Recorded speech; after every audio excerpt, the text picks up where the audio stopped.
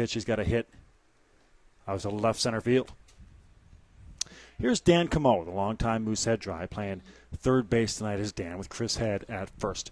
On the mound here is Paul Doucette. Of course, the last time we saw Paul Doucette, 13 innings for Paul in that extra inning victory over the Halifax Pelham Canadians. Just a classic here from Susan McEachern. That was about a month ago now. 4 hours of baseball with just one incredible play after another. And it was Paul Doucette getting the win with a 13-inning performance. Here's the 0-1 to Como. Just outside. Nice job by Matt Denny to block it. So we're here at Susan McEachern. Game time temperatures probably in the low 20s. Humidex in the high 20s. We actually had a little bit of rain before the game. Kind of sprinkled just for about 5 minutes and had everybody a little worried, but turned out just to be a little sun shower. It is overcast, guys. It's been overcast in the city throughout most of the afternoon. Throw over to first to check on Chris Head.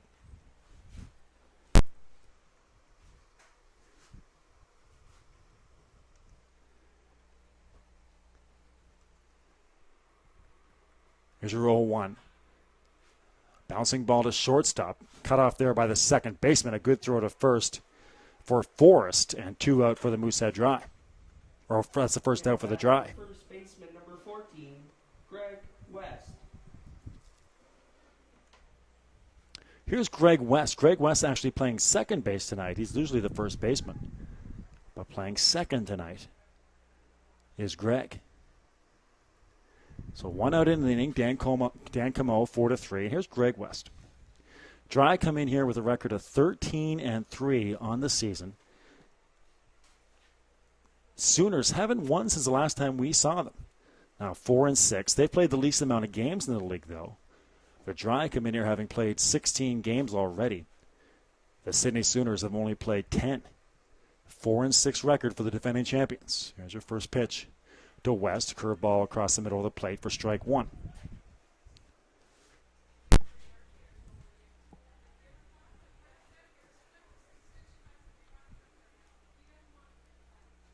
Danny has a talk briefly with Paul Doucette.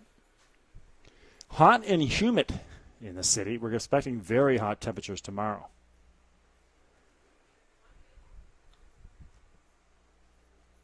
Bill McLean along here with you with Drew DeMocus, our producer. Izzy Germain, our camera girl, down to first base line. Greg West gets under one to left field. No problem for Shepard. Chris Head went halfway and retreats back to second base.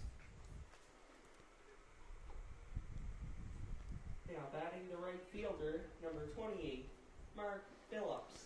Here's Mark Phillips, the right fielder.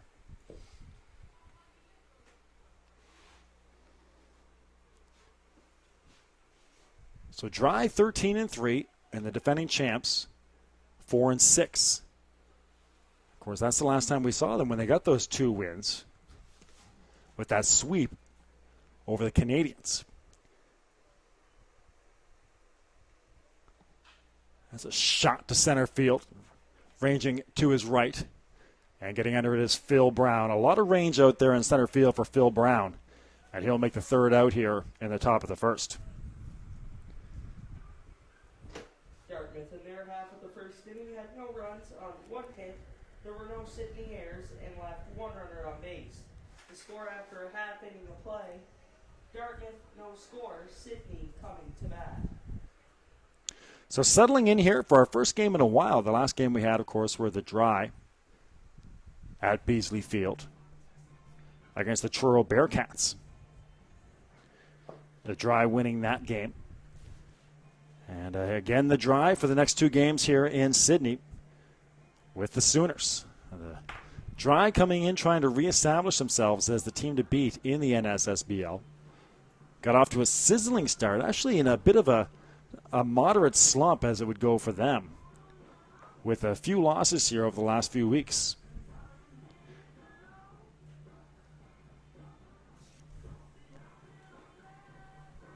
Again, remember your tweets and emails are welcome. B. McLean Sports on Twitter. And and communityonesports@gmail.com to reach out to us as we settle in here for a night of baseball.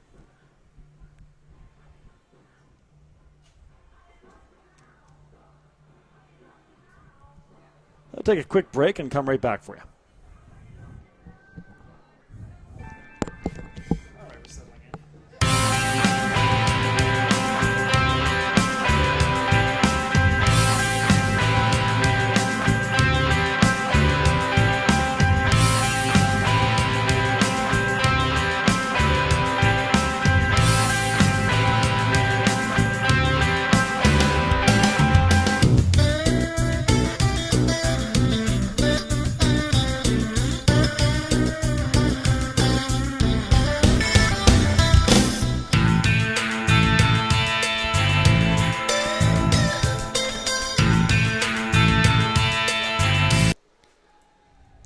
All right, back to it here in the bottom of the first. The defending champion, Sydney Sooners, coming up for their first swings. Jason Shepard leading things off. Duncan McDonald would bat second, and Phil Brown to bat third with Matt Denny, should anyone reach. The last stats we have for league leaders, Matt Denny was leading the league in hitting with a .421 average. That was as of July 1st, though. So there have been a few games since. But our last updated stats had Matt Denny up top. Of course, the last time we had Matt Denny here a month ago, he had the game-winning hit in that 13-inning classic against the Canadians. Jason Shepard, the left fielder, batting from the right-hand side, wearing number 32, takes one off the backside, and that'll be a free pass for Shepard.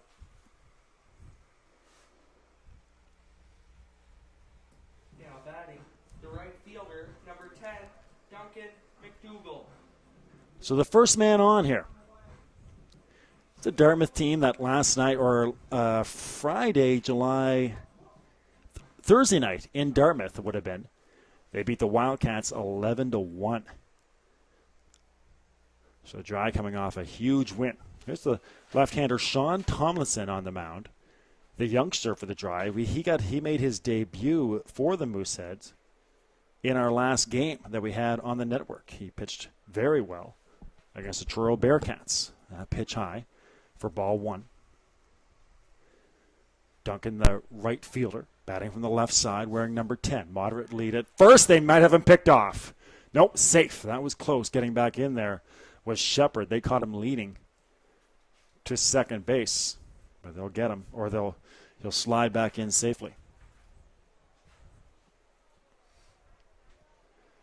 So Dartmouth beating Kentville last night 11-1. Matt McDonald got the win. Darren Doucette had a 2-run home run over there again to first base. Chris Head had a solo home run. Greg West, 2 RBI singles. Tough week for the Wildcats. They also lost to Halifax 7-2. And one game of note this week, or 2 games of note this week, just absolute slugfest between Halifax and Dartmouth. Halifax defeated Dartmouth 22-15 in one game, 22-15, and 12-11 in another game. So the Canadians are getting the bats going.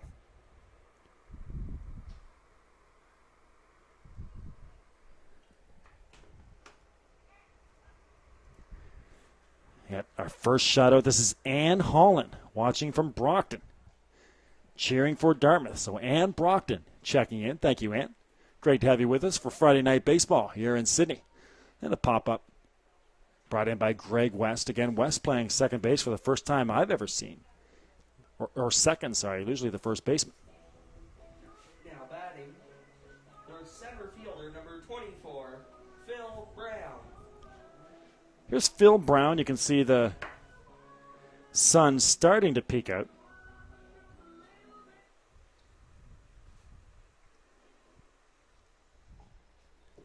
Here's Phil Brown, the outstanding defensive center fielder, batting third as well.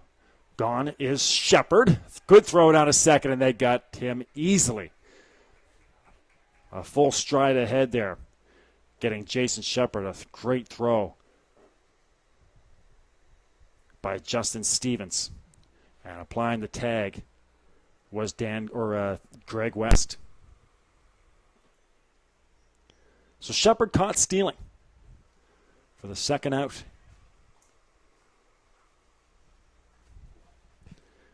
Bases are empty. Here's Phil Brown, the third batter of the inning. Phil wears number 24, bats from the right side. A lot of range out there in center field. Out in front of that one, strike three. And cruising along now through our first inning. Both pitchers in control. Next inning as well for Sean Tomlinson after hitting the leadoff man, Jason Shepard.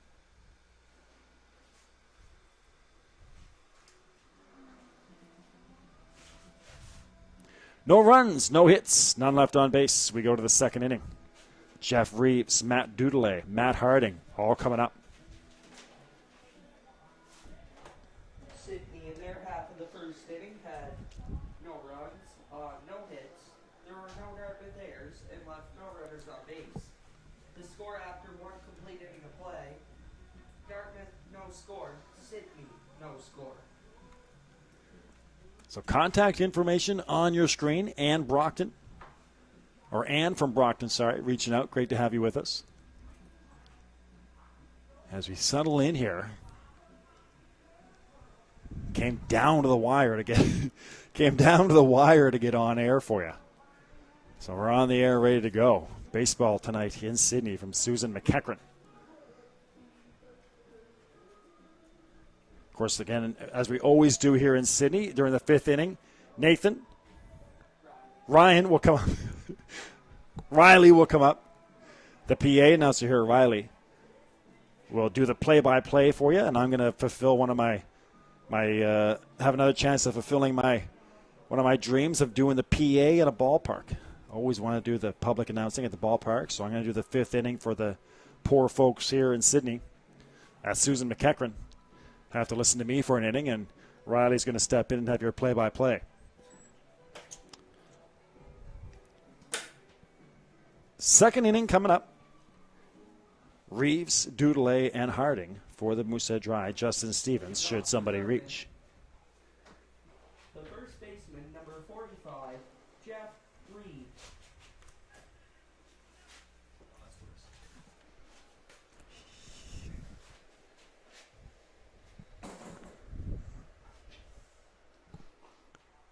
Strike one on Jeff. Jeff, the first baseman tonight, big strapping left-handed batter, wearing number 45. Swings on one and fouls it off to the backstop. So 0-2, a nice start here for Paul Doucette.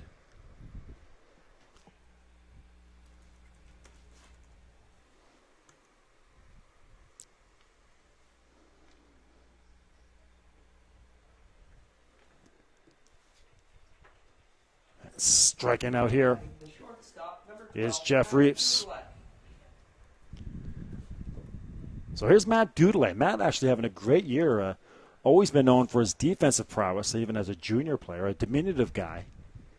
Can play shortstop and third base for you. A system guy. Played for the junior team as well. And as of July 1st, he was batting .385. But again, they had those big games against the Canadians, so a lot of guys padded their numbers despite the loss for the Dry. Dudelay had 2 singles in the 22-15 loss to Halifax. Just an incredible score, 22-15. Halifax got 7 runs in the top of the 4th, 6 runs in the top of the 6th, 4 runs in the top of the 7th. At one point, the game was reasonably close. But then in the 6th and 7th, Halifax broke loose, and just in time, they couldn't even play the last 2 innings. That was a 7-inning game.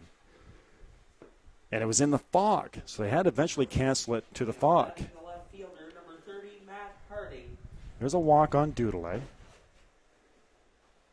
So a walk for Matt. He'll have first base. So I guess that would explain a lot of the runs. Probably guys not able to find the ball in that Dartmouth fog. So the Dry come in here having lost 2 of their last 3. Here's Matt Harding, the left fielder. Dudelay a threat to steal. Corey Christie will try to turn 2. Nice throw to first off after nearly falling down. Actually gets past Ken Long. But Matt Denny hustles down. A good job by Dudelay of taking out the second baseman, Greg West. Now batting, the catcher number 35, Justin Stevens. But Dudelay out 5-4 on the fielder's choice. Matt Harding at first base. Sooners unable to complete the double play. And now here's big Justin Stevens, the longtime catcher.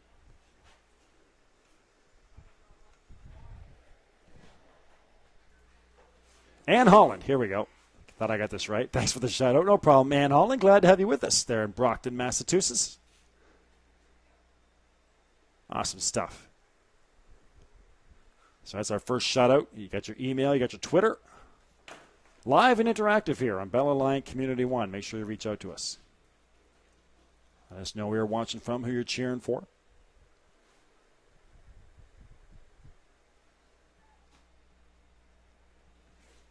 The pitch to Stevens, just outside. Matt Harding, a moderate threat to steal down there at first base. 2 outs in the inning. Should anybody or should Justin keep it going, Mark McLeod, the DH, would follow. But a 3-step lead down at first for Harding. In outfield straight away. Infield playing it. That's on their second and short on the edge of the grass. Corey Christie at normal depth down there at third base. About 5 feet off the line. Stevens again. Pitch is high. Good crowd tonight. Again, it's hot here. Perfect night for baseball. Overcast skies. No sun bothering the players. No threat of rain. Stevens thought he had himself a walk, but he'll have to get right back in there. Thought the pitch was outside. He'll take a second to collect himself. Matt Harding down at first base. No score in the game so far. Paul Doucette facing his 8th batter.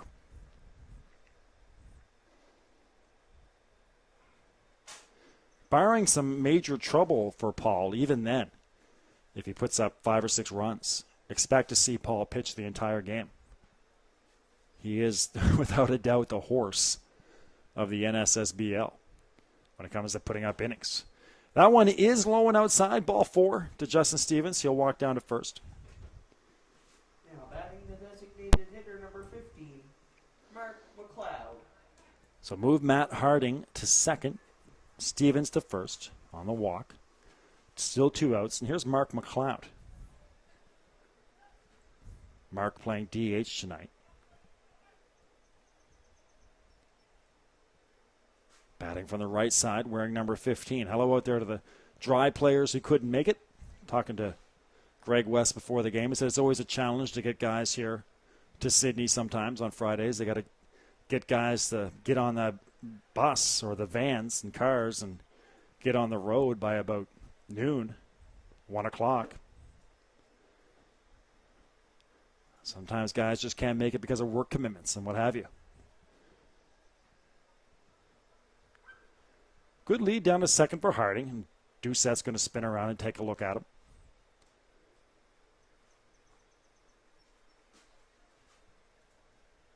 Infield is back again. Center fielder Phil Brown shaded to right field. And that is hit to Brown, getting on his horse. Won't get there. 1 hop. Can't pick it up. Coming in to score will be Harding. That drops in front of Brown. Got a late jump on it. And there's your first run of the game.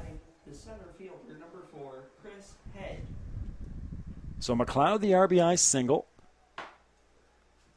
Matt Harding scores. Standing up. It's 1-0 for the Dry. Stevens moves to second. McLeod at first. Here's Chris Head. Batting for the second time in 2 innings. Chris had a solid hit into left center, his last at bat in the first. So Paul Doucette trying to get out of this with limited damage. Chris Head trying to get a knock for an RBI. First pitch to Head. And bouncing just behind home plate for ball one.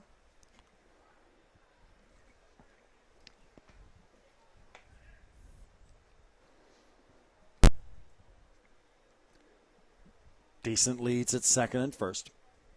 A 1-0 pitch. High and inside to Chris Head. So 2-0 now on Chris.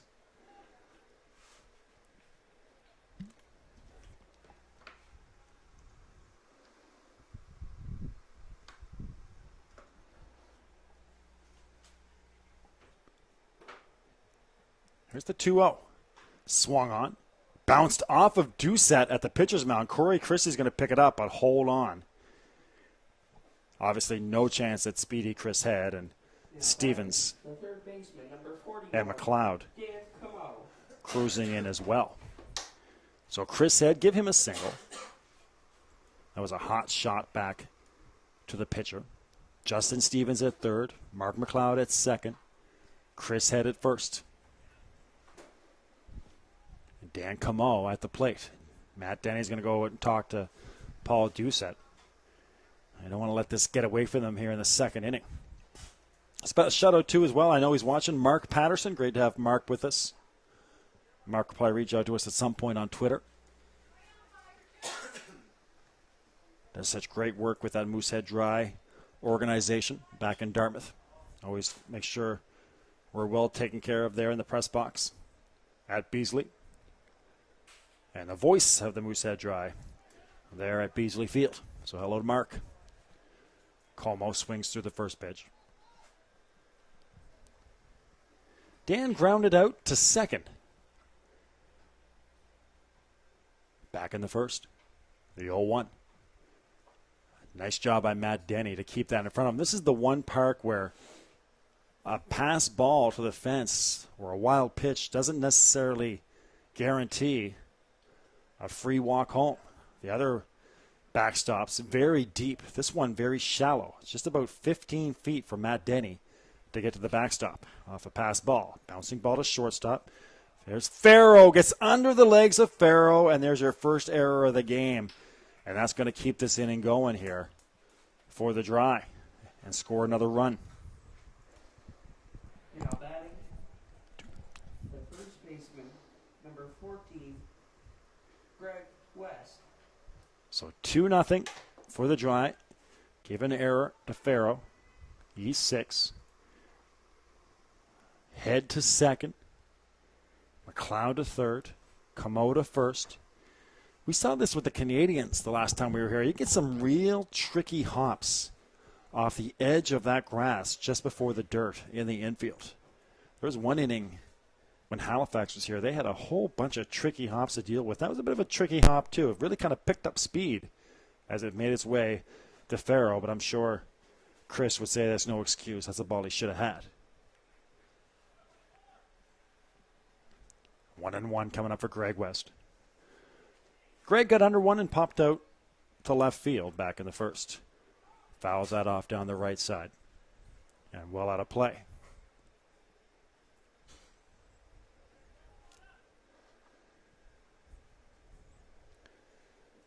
So bases loaded. Again, Doucette trying to get out of this with limited damage.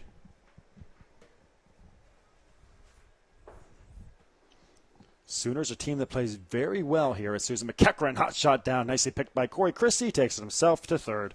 And that'll do it for the Dry. But not before they score 2 runs in the top of the second.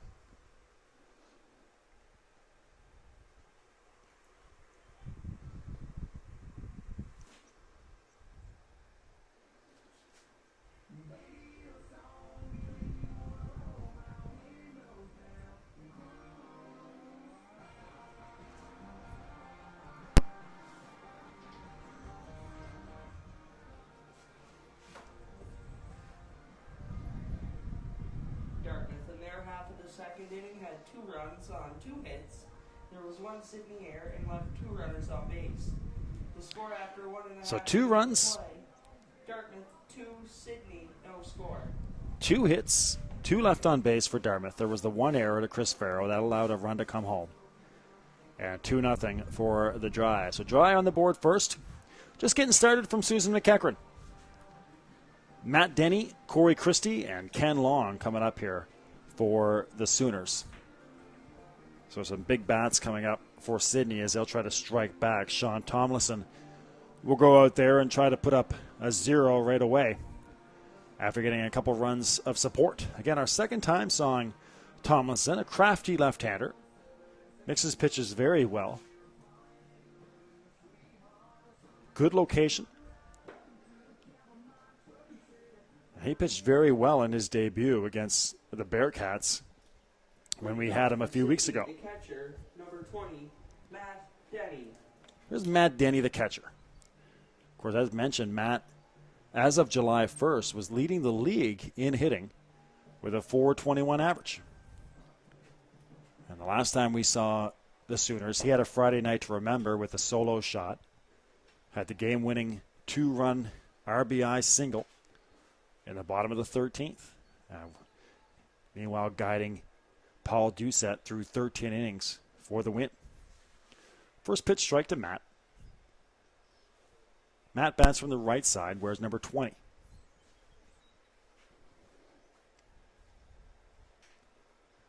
A deal from the left-hander. And that finds the plate. Denny looked like he held his swing. But a low strike here on Denny, and he's in a early hole, 0-2. Of course, next day we had a lot of fun with Matt for East Coast Sports Show. You can see that on the network, Bella Line Community One, on demand. Video on demand or bellalliant.net/community1.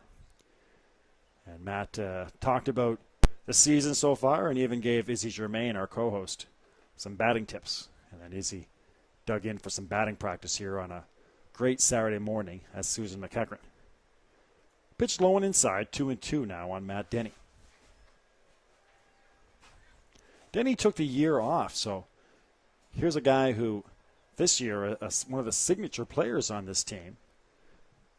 Their catcher, batting fourth, one of their main RBI men. But he wasn't a member of that champion team last year. Popped high down the first base side, giving chase over there. Is Reeves, will not get there. But a good chase by Reeves, got a good start on it, but just ran out of room. So Denny, not a member of that championship squad from last year, but joining pretty much the exact same team from last year, the core, if you will, all back, and bringing some pop from the catcher position. And again, the Sooners 4-6, but they're a team that wins and loses in bunches, depending on if they're home or if they go on the road, who they're matched up with. That's a solid shot just over the outstretched glove of Matt Dudelet into left center. So a single for Matt Denny just over the shortstop. Now batting the third baseman, number 16, Corey Christie. Here's the 2012 MVP, Corey Christie. Third baseman. Corey, another guy that we had on the show, East Coast Sports Show, when we were first starting out this summer. We talked to Corey one day after a game at Beasley Field. But again, that's a Sydney team that they lost their first 3 games and they won 4 of 5. And now have lost their last 2. So they'll ride that kind of wave, those waves all season long. For the circuit this year, it definitely looks like Kentville will be that team on the outside looking in. Still not eliminated, but it just seems like it's not going to be Kentville's year in the Valley. Hit to the backstop by Corey. Got in on his hands there. Truro, one of the surprise teams this year, having a great season. Guy Pellerine and John Chapman and Darcy Murphy, etc. All playing really good baseball, and Truro out to a 7-6 record. Truro, the one park we still haven't been able to visit, and our apologies for that. There's been some technical issues, some logistic issues when we tried to go to Truro. One time there was no power at the facility, so we weren't able to get our fiber up set up in time, way back at the start of the season. And then we were going to be in Truro about 2 weeks ago and just ran into scheduling conflicts with our coverage of a couple other sporting events.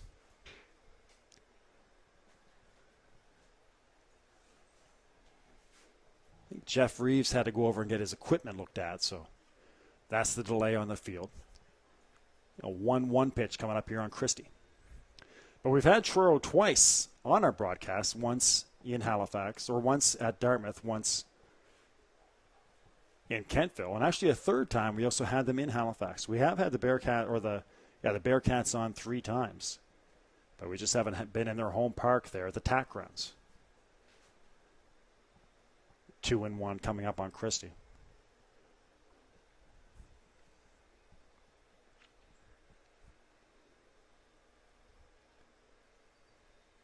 Swung on by Corey.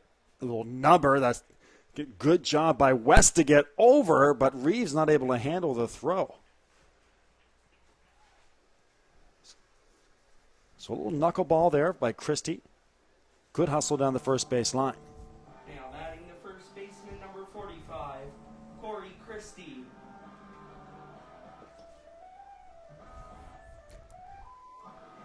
So here's Ken Long coming up. Christie with the single. So the Sooners responding here. They're right back in after giving up the first 2 runs. Denny on board. Christie at first.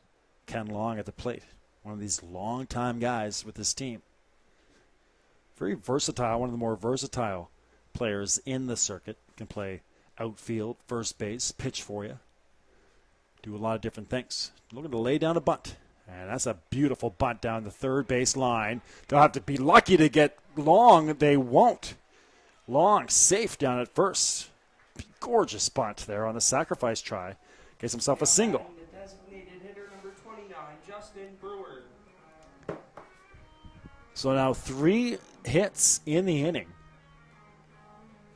Bases are loaded as the Sooners are moving station to station here in the second. Again, the Sooners love to play the little ball here at Susan McEachern. That's what they were trying to do there. But instead, just a perfectly placed bunt by Long. And the speedster beats it out, and here's bases loaded for Justin Brewer. Justin, one of the heroes of the championship last year, had that huge hit in Game 6. The walk-off after the Sooners made the miraculous comeback in the 8th.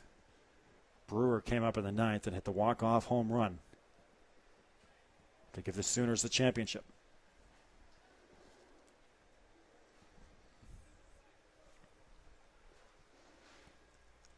Bases loaded for Justin.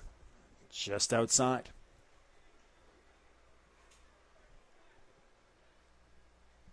So Tomlinson in trouble here. No outs, bases loaded. Here comes the 1-0. Swinging over the top of it for a strike is Brewer. Chris Farrell will follow. And then Jason Shepard. So bases loaded, not necessarily the power guys coming up here for the Sooners. But just all they need is 1 hit to tie this thing up. And now 2 strikes and 2 balls on Brewer.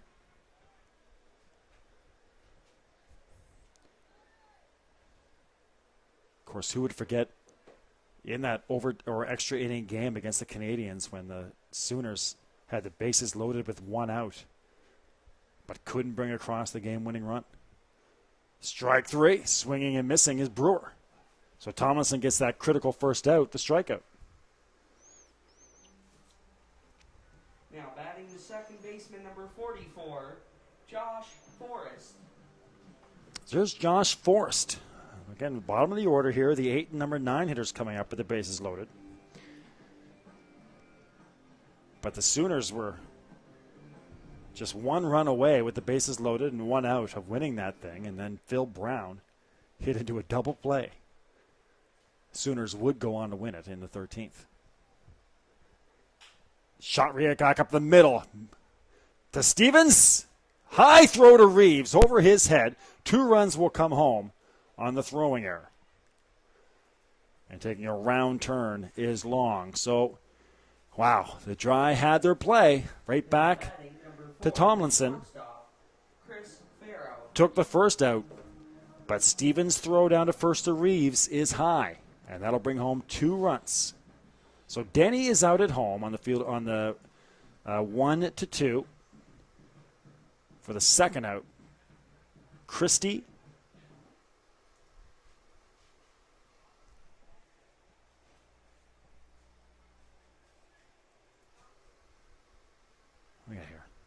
No, Christie scores. Just the 1 run. Yeah, 1 run comes across. Denny's out at home. Christie scores. So it's 2-1. Ken Long still at third. He took that wide turn but didn't come. So 2-1 as Christie came home on the throwing error.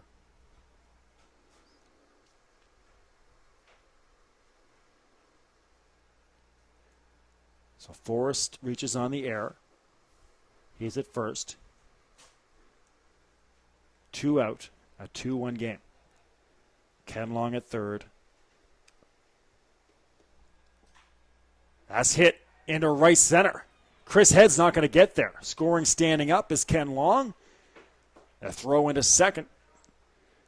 And Chris Farrow has an RBI to tie this thing up. Now batting, the left fielder number 32, Jordan Shepard.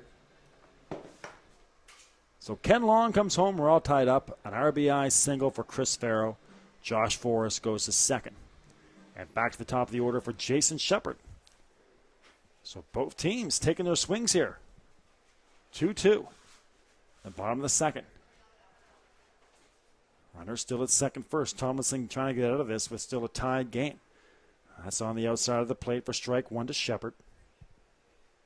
Should Shepard reach, Duncan McDonald would come up.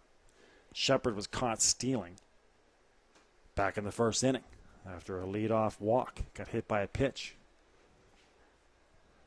Chasing is Shepard. That pitch just kept going away from him on the outside portion. Couldn't get out and reach it. So Tomlinson 1 strike away. The lights are on at Susan McEachern. Starting to get into the nighttime here. Swung on. Fouled over to the right side. Stevens gives chase, and it just goes out of play into the stands. One of the little nuances of the park is that little addition. After the backstop, instead of continuing to go on down the side of the field, you have this little portion that kind of sticks out the side, about 10 feet long, where players enter. And it creates some extra foul space, about 15 to 20 feet of extra foul space to catch those balls that would be out of play in other parks. Swung on and missed. Strike 3 for Tomlinson, getting Shepard. And that'll do it for the Sooners, but not before they respond. The Champs put up 2 runs. One on an error to Stevens when they had their double play ball. The other on a single as Ken Long came home and scored from Chris Farrow.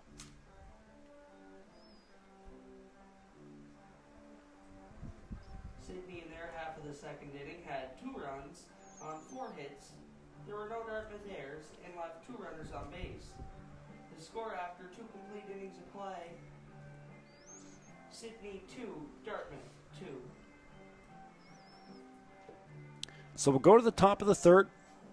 Mark Phillips, Jeff Reeves, Matt Dudelet all coming up. Matt Harding, should anybody reach. You're watching the NSSBL exclusively on Community One, your leader in local sports broadcasting in Atlantic Canada, and also the home of the 2014 Canadian Senior Men's Championships from St. John's. I'll be there along with Chris Abbott. Both fields, all the games, Sydney Sooners will be there representing Nova Scotia. So make sure you join us. From August 20th to the 24th for the Senior Nationals in St. John's. That's going to be a lot of fun.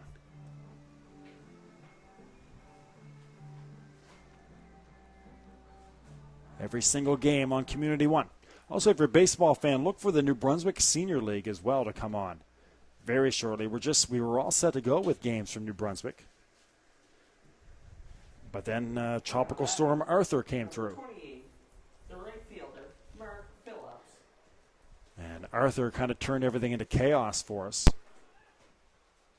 So we had to delay our start, but sometime before the end of the month at least, expect to see games from the New Brunswick Senior League. We'll have games from Kiwanis Park in Moncton and also Ironman Park in Chatham.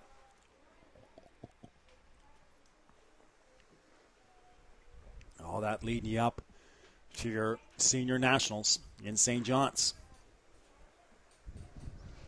Mark Phillips. Mark flew out to center field back in the first.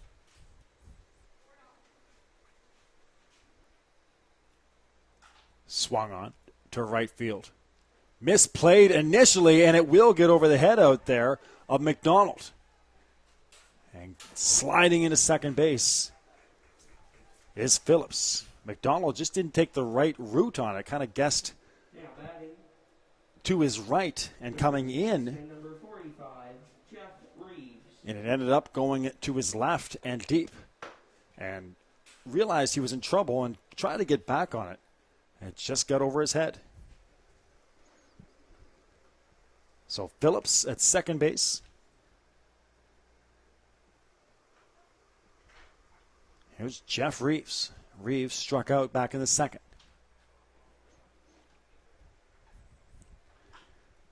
This one swung on and hit to right center. In comes McDonald. He has that one coming in easily. So McDonald quickly recovers and makes a play on Jeff Reeves. One out in the inning. Mark Phillips had to stay at first base. Or at second base, sorry. Matt Dudelet. Dudelet, one of the leaders in the league in hitting. Walked back in the second inning and was forced out at second base. But did a great job of taking out the second baseman Forrest.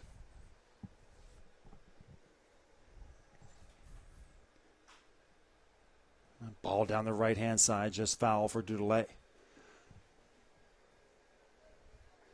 But it turned out to be a huge out because Dudelet took out Forrest, kept him from making the relay throw on the sharply hit ball to Christie. And that kept the inning alive, and Matt Harding and Justin Stevens would come across to score. Dudelet again, pitch high for a ball.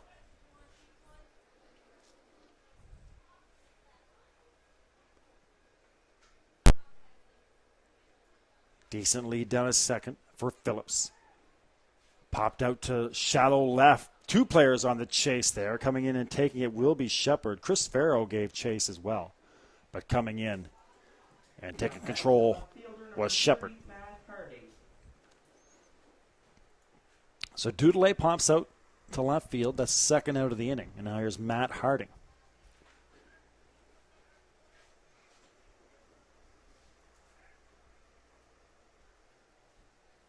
Harding had the fielder's choice back in the second. Again, beat the throw down to first when the Sooners couldn't turn the double play. And then came around and scored after a walk to Stevens and an RBI single by Mark McLeod.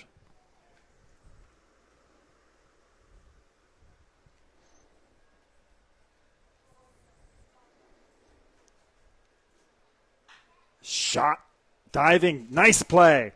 Farrow gets up. No throw to first, but a great diving play by Farrow. not just to show the range, but also a tricky hop. Couldn't catch it in the air, Batting, the catcher, but did a great job of keeping it in the infield. So that's a single for Matt Harding. A great play by Farrell just to keep that in the infield. And, of course, that keeps the go-ahead run from coming home. So Justin Stevens up to the plate. Runners at third and first. Phillips at third, Harding at first, and Justin Stevens. Justin walked back in the second and came around and scored a run.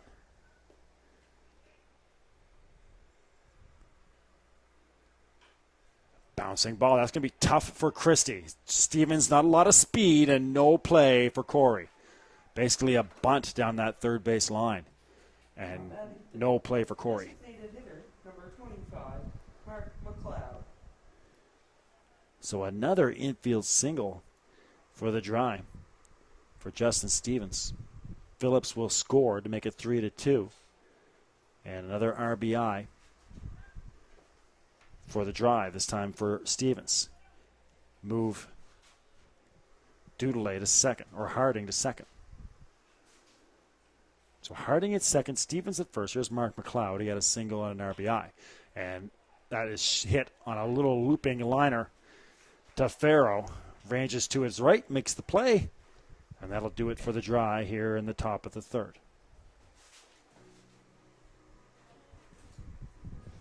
A one run comes across.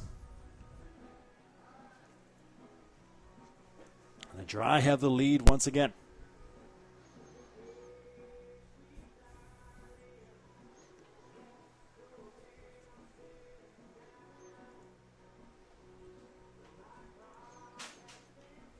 Dartmouth in their half of the third inning had one run on 3 hits. There were no Sydney errors and left 2 runners on base.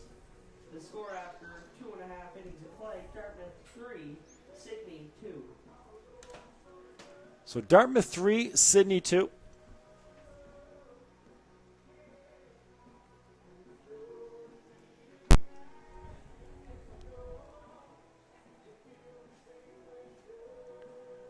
Three hits in the inning for the Dry.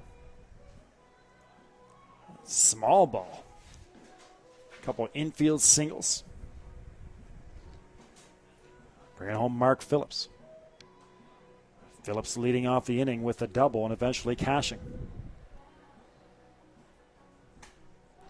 Well, Isabelle Germain, the camera girl down there at first base.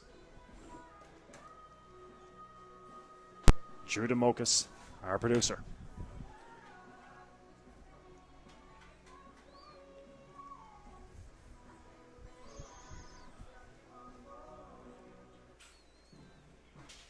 Leading off for Sydney, the right fielder, number 10, Duncan McDougall.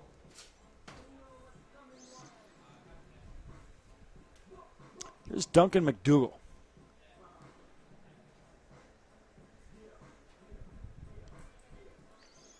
Duncan popped out to second base.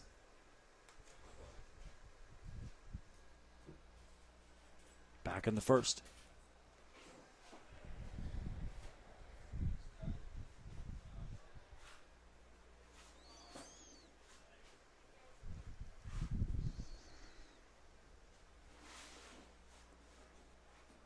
Tomlinson out there for his third inning of work.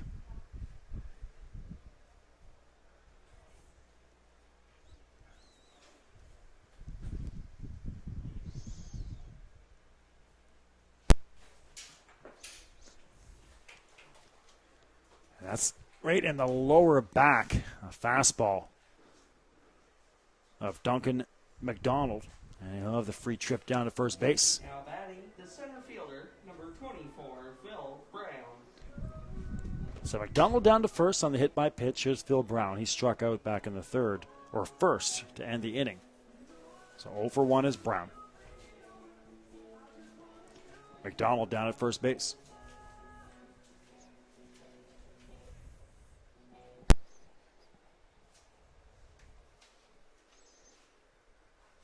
Thomason from the stretch. A low and inside for ball 1.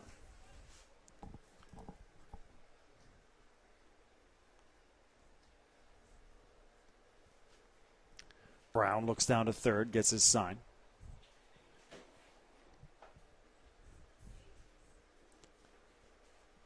And then they're going to check over there on McDonald. Not much of a lead down there for Duncan.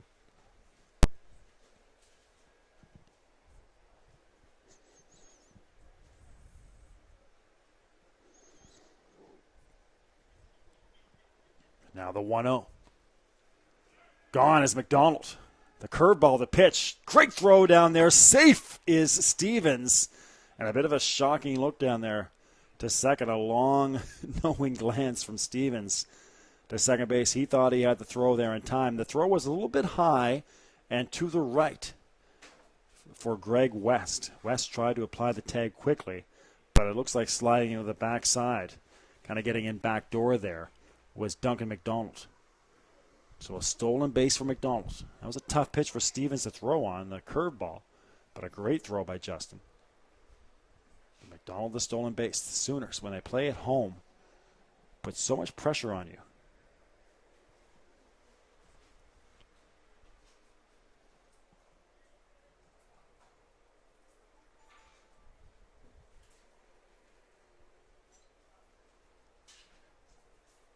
I think that was a strike, that pitch as well, to Brown.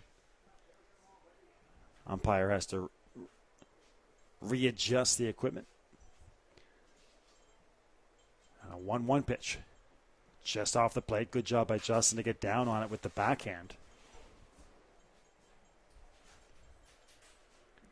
Just like you see on your camera there, just a gorgeous night here at the ballpark. Perfect night for baseball. Winds blowing slightly from left to right, about 10 to 15 kilometers an hour. That's across the plate.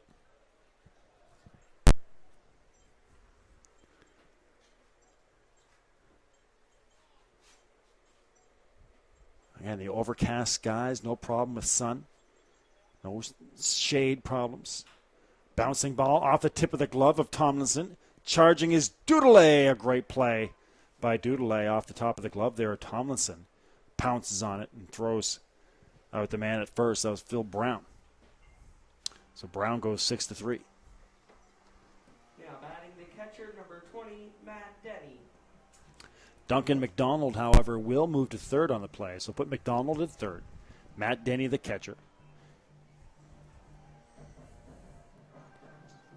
Matt led off the last inning with a single, got that rally going for the Sooners, made it to third base, and then he was forced out at home on the comebacker to Tomlinson. But then Stevens couldn't finish off the double play to end the inning with a high throw down to first, and that allowed the first run to come home for the Sooners. They would then add on the second run to tie it at the time. So here's Denny. Just off the plate.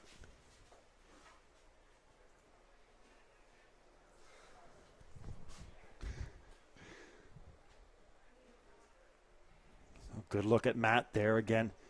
One of the leaders this year. Batting from the right side. Durable catcher. High off the plate.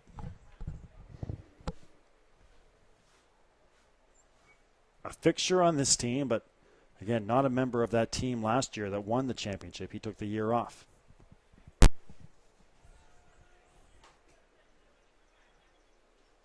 Trying to get the Sooners to a repeat.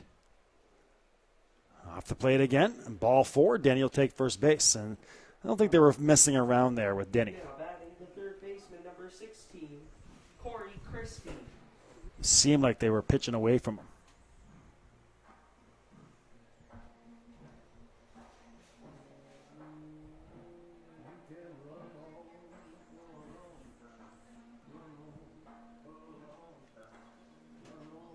Here's Christie. Corey had a single back in the second, came around and scored.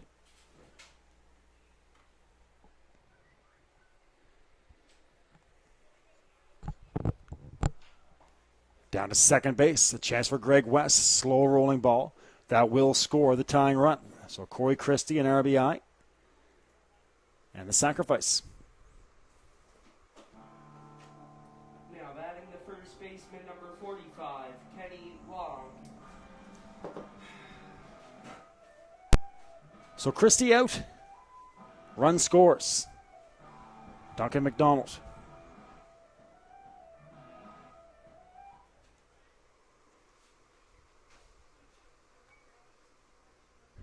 Mark Patterson checking in. Thanks very much, Mark, for looking in. Having a beverage there and sitting on the patio. Thanks again to Mark Patterson.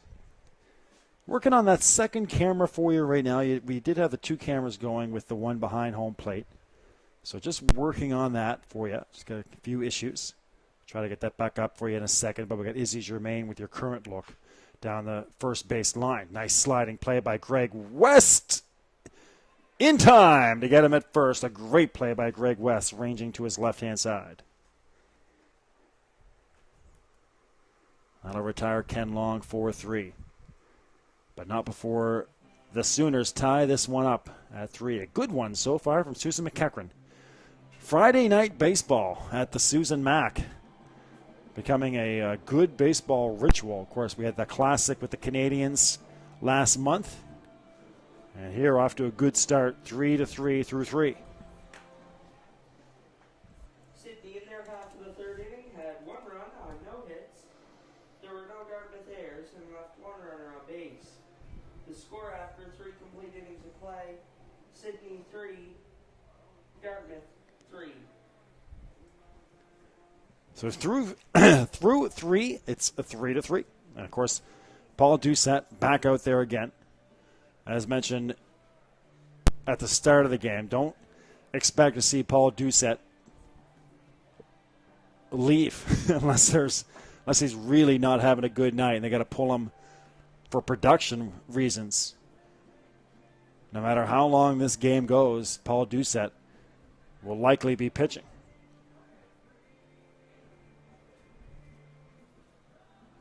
Pitched that 13-inning game against the Canadians. And he threw 3 here against the Moosehead Drive.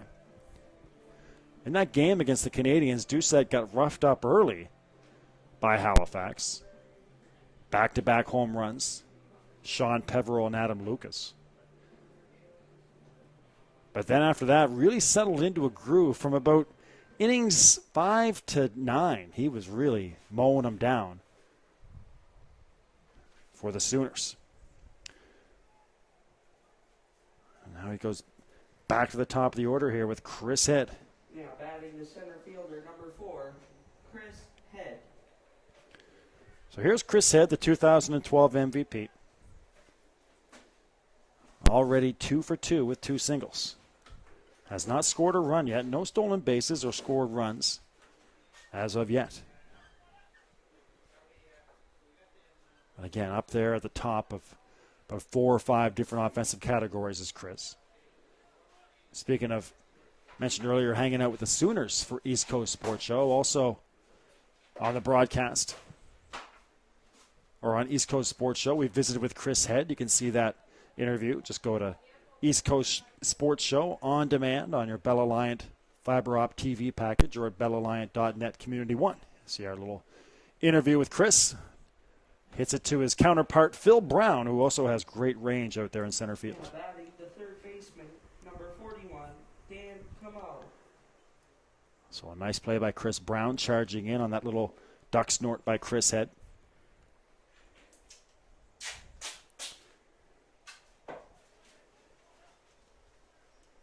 Here's Dan Camo.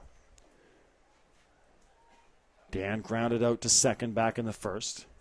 And then reached on an error to Chris Farrow back in the second.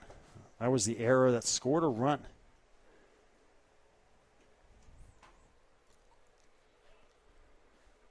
For the Sooners. Tough bouncing ball for Chris. Really took a wicked hop off the edge of the grass. Good contact for Greg West out to right center field. Trying to get there is McDonald. And he will. A great play running far to his right-hand side. Cut that off in a hurry. Good job by McDonald. First baseman, number 14, Greg West. So Dan Camo flying out to right field. So we've seen good defense in the outfield here for the Sooners. with Phil Brown and Duncan McDonald retiring Head and Camo, and now here's Greg West.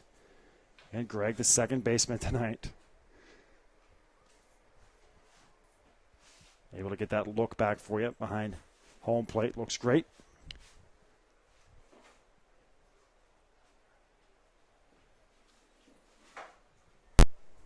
Two outs. No damage so far in this inning for the Dry. Blooped out into right field. Hustling is McDonald. Another great play by Duncan. Duncan gets there with a sliding catch. And two great plays by McDonald to end the fourth inning, robbing Camo and West of hits. Dartmouth in their half of the fourth inning had no runs on no hits. There were no Sydney errors and left no runners on base. The score after 3.5 innings of play, Dartmouth 3, Sydney 3. So no runs, no hits, none left on base.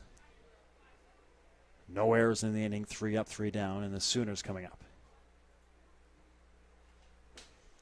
Again, reminder, for the fifth inning, I'm going to try my hand again at PA here at Susan McEachern, much to the chagrin of the locals who have made it out to the park.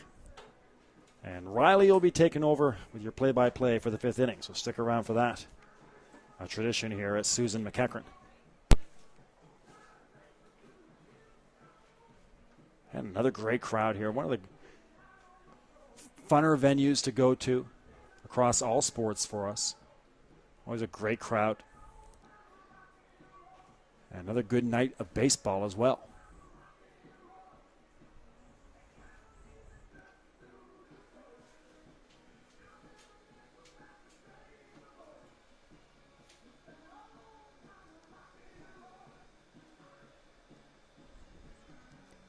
Tomlinson going out there for his fourth inning of work.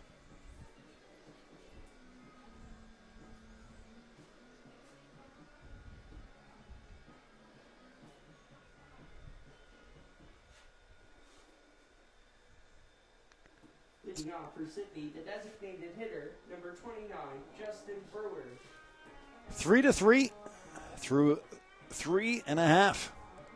What a gorgeous drive down to Sydney today. We stopped in this morning and visited the Highland Games, checked out what was going on there.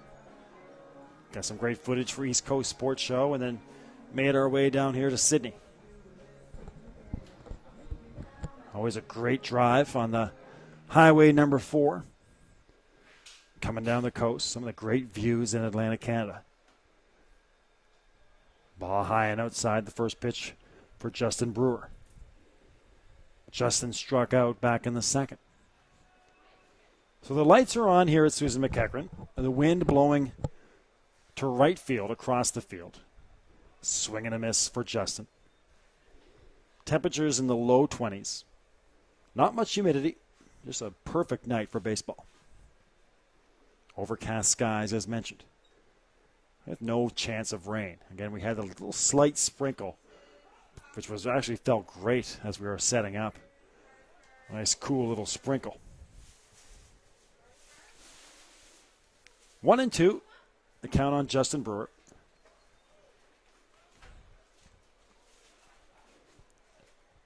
The youngster Tomlinson in his fourth inning. And again, a second strikeout of the game for Justin Brewer. Swings and misses. Now batting, the second baseman, number 44, Josh Forrest. There's big Josh Forrest, the second baseman. Reach on an error to the catcher in the second, Justin Stevens. That was the play where they were all set up.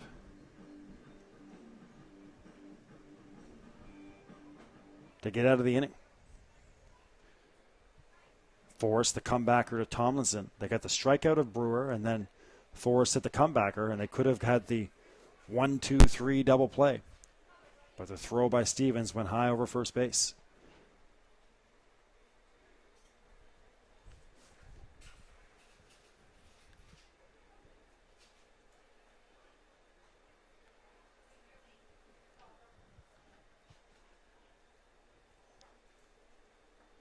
Umpire, hard to pick up his balls and strike calls sometimes, so apologies Hard to see where he's seeing pitches, or not his strike zone. I mean, it's just hard. His strikeout or his strike and ball indicator, there isn't much difference between them.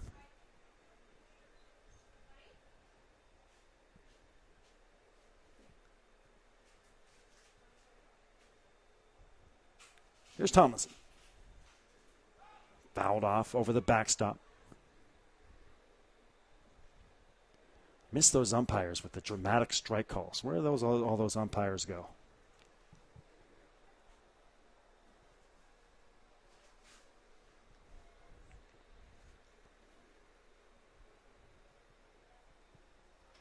There's Tomlinson. Inside.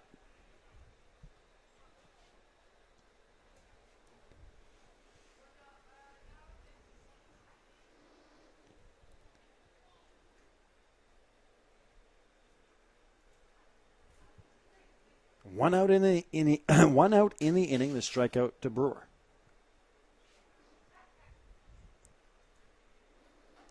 Curveball just outside. Here comes your full count pitch.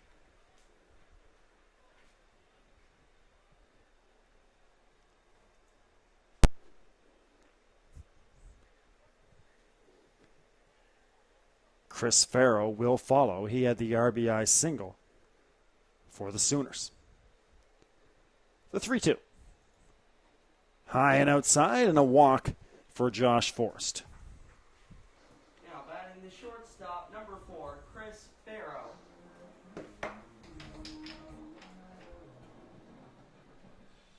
Chris Farrow. Been a up and down night for Chris. Again, he had the error that led to a dry run and the inning continuing. But then he had the RBI single to make up for it. So all even Steven right now for Chris Farrow. Decent lead down there at first for Forrest. Forrest a threat to steal. Again, contact information on the screen. Ann Holland so far. Mark Patterson reaching out. A little throw over there to take a look at Forrest. From the stretch is Tomlinson. One out in the inning. 3-3. The Sooners haven't had a lead yet. They've just responded to the dry. Dry 2-0. Sooners tie it 2-2, 3-2, and now 3-3.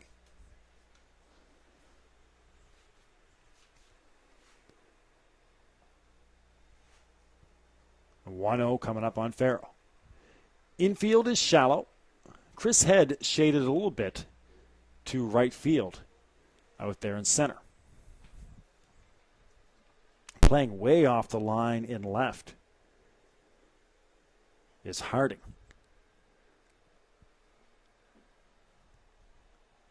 But even then, a pretty sizable gap in left center. Strike one.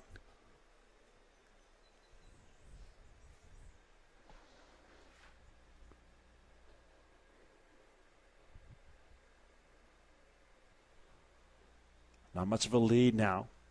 Down at first for Forrest. Little hop, skip, and a jump down there, so they check on him. He gets back safely.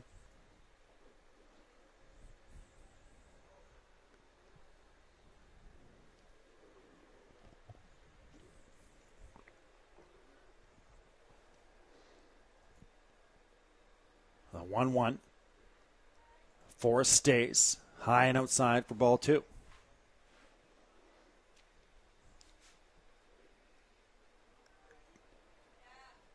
Dan Camo at third, right in on the grass. About a step off the dirt.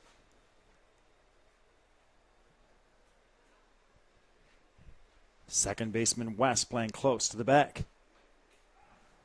Just getting a piece of the 2-1 back to the backstop. 2-2 now coming up on Farrow.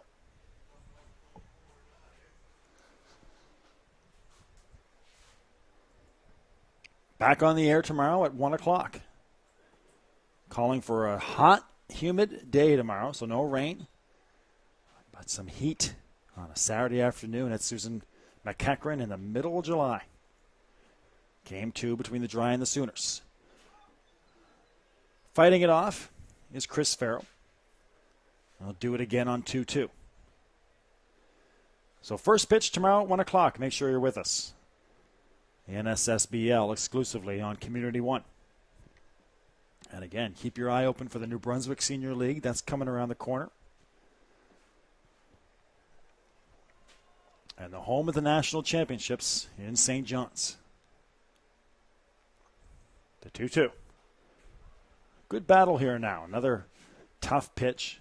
A little off-speed pitch that Farrell fights off. It was in on his hands.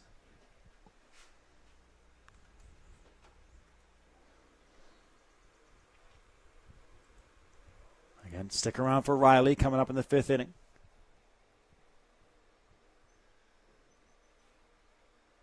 He'll take over the play-by-play. Gone is Forrest. He'll get to second safely. And an easy play down at first, retiring Chris Farrell, but Forrest, no problem getting to second. Now batting, the left fielder, number 32, Jordan Shepard. So Farrell goes 5-3 for the second out, but the Sooners have a man in scoring position with Jason Shepard at the plate. Shepard walked, was caught stealing by Justin Stevenson on a great throw, Justin Stevens on a great throw, and struck out back in the 3rd. So 0 for 1. Swung on high to third base, and Dan Camo ranging into foul ground. No problem for Dan Camo, and that'll do it here in the bottom of the 4th for the for the Sooners. Sydney in their half of the 4th inning had no runs on no hits. There were no Dartmouth errors and left 1 runner on base.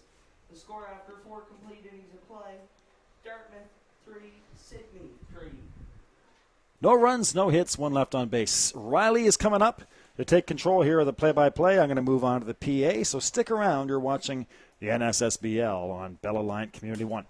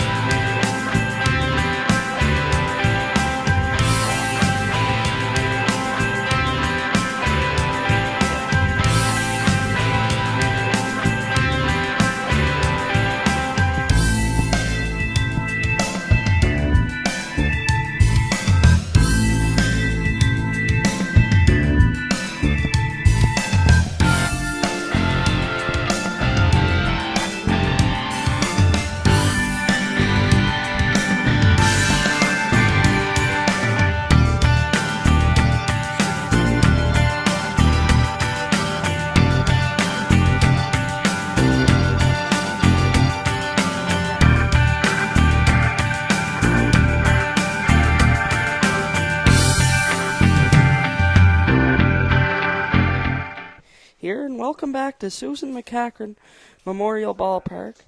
I'm Riley McDonald here doing the play-by-play for the 5th inning.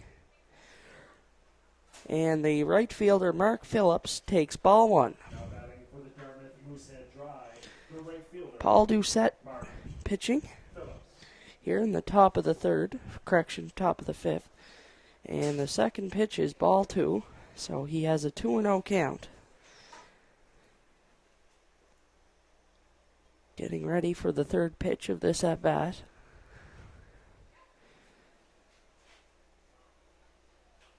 He'll swing at that, and it is fouled back, but catcher Matt Denny will catch it for the first out of the inning.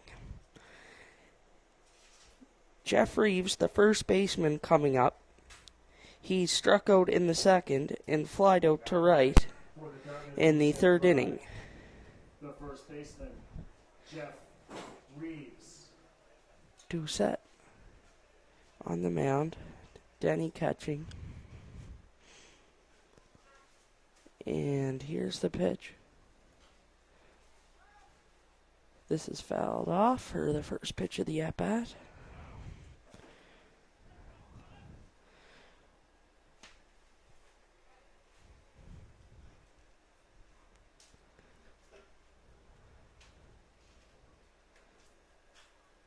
And this is hit to center. But center fielder Phil Brown will have no problem with that for the second out of the inning. Matt Doodlett, the shortstop now, up at the plate. Matt Doodlett. Digging in. 2 outs. Lights on here. Wind blowing left to right.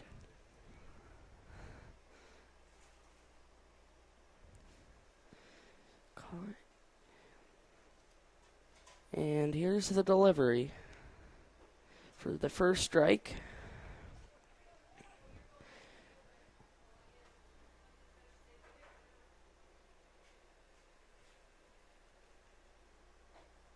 Outside for ball 1, 1-1. Top of the 5th. 3-3. This is swung to center field and will be caught by Phil Brown. He records the third out of the inning.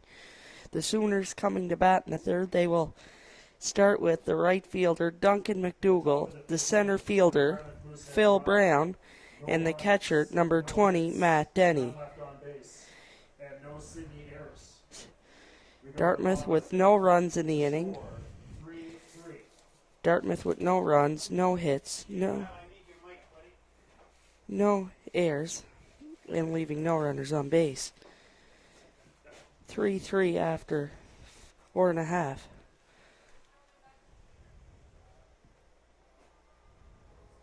Could I have both teams please line up on their respective baselines, please?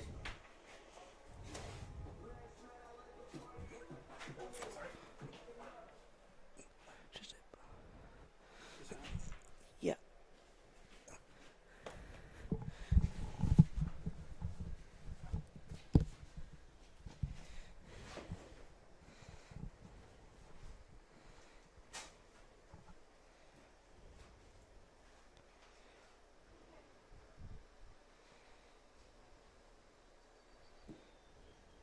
Could I have Steve Govan, Jordan Shepard, and Paul Doucette please attend to the mound there with our percenters?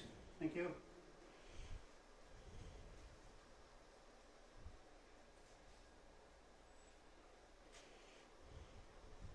Ladies and gentlemen, could I draw your attention please to the middle infield, where we would like to acknowledge 3 members of the 2013 Sydney Sooners, Steve Govan, Jordan Shepard, and Paul Doucette, who have won awards for their great contributions to the Sooners in the Nova Scotia Senior Baseball League in the 2013 season. Also gathered to assist in the presentations our league team executive rep, Greg West from the Dartmouth Moosehead Drive, and Captain Corey Christie from the Sydney Sooners. Today, the Nova Scotia Senior Baseball League is honored to acknowledge last year's 2013 winner of the Susan McEachern Memorial Award, which is presented each year to that volunteer off the field and behind the scenes who significantly offers their help and assistance to the Nova Scotia Senior Baseball League and also to the sport of baseball in the province. The award was inaugurated in the summer of '95 by the Nova Scotia Provincial Governing Baseball Body, Baseball Nova Scotia, and it has been presented annually in the memory of Susan McEachern, a dedicated baseball community volunteer. The 2013 award winner is an excellent example of the commitment and dedication that goes on behind the scenes throughout the Nova Scotia Senior Baseball League by the many volunteers that make baseball possible each season. The 2013 honoree has displayed the very same unassuming and unwavering contribution behind the scenes as the award's namesake displayed throughout her lifetime.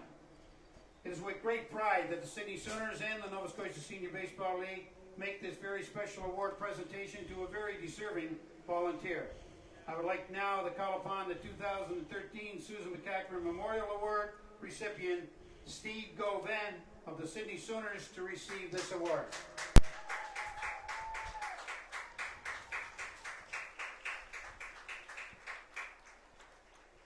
At this time, the Sooners would also like to acknowledge two of their skilled players from the 2013 season whose play over the 2013 season earned them all-star recognition at their respective positions in being selected as the Nova Scotia Senior Baseball League All-Star Team. Outfielder Jordan Shepard and pitcher Paul Doucette offered their Sooners club exceptional leadership performances both on and off the baseball field. Both players are very worthy award winners who were selected by vote of their league opposition teams. At this time, I would like to call upon Dartmouth Rep. Greg West to present the awards to both Paul and Jordan.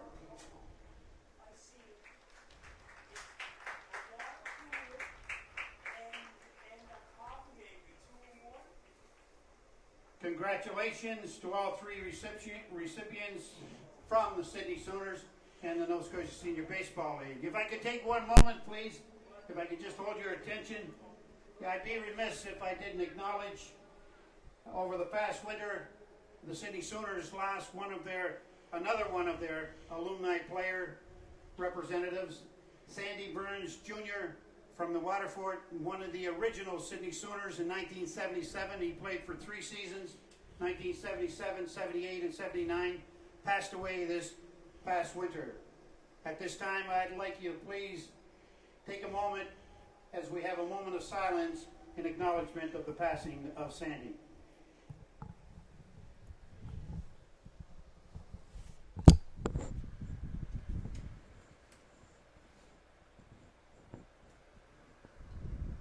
Thank you very much. Thank you very much. And again, congratulations to the recipients, and let's play ball.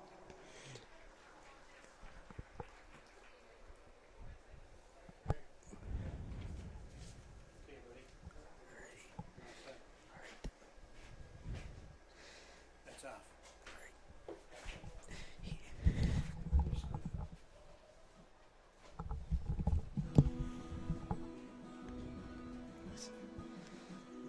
Here we're back. Just a presentation there honoring the Volunteer of the Year award and 2 All-Stars. Here as we head into the bottom of the 5th, tie game.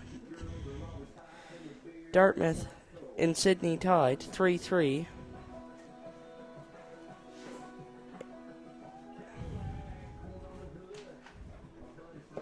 Here and sun's starting to go down, the lights coming on. Pretty soon we'll be under the lights. Here Duncan McDougall getting ready to step in, just finishing their warm-up pitches. Here at Susan McEachern Memorial Ballpark. As 3-3, Duncan McDougall stepping in. Duncan McDougall got home after he was hit by a pitch in the bottom of the 3rd inning. Stepping in. Now batting for your Sydney Sooners, the right fielder, Duncan McDonald. Sun kinda. And here we go. In the windup for the first pitch of the bottom of the 5th. He shows for bunt, but pulls it back for the ball 1.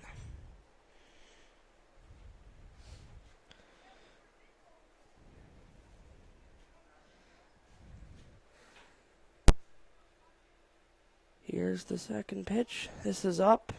Should be no problem here. Hit to the second baseman. The first out recorded. Phil Brown now. Batting, he popped out twice. Here. 3-3. Now batting for your Sydney Sooners, the center fielder, Phil. Having a big night in center field. As digs in, and the first pitch is about to be delivered. Strike 1.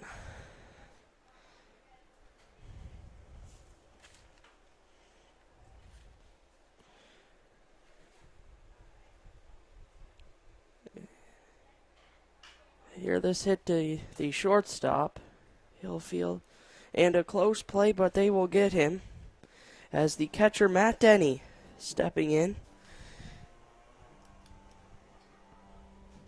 Now batting for your Sydney Sooners, the catcher, Matt Denny.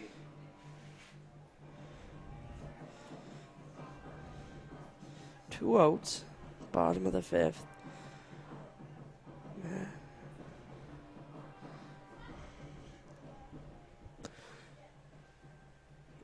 As he steps into the box, and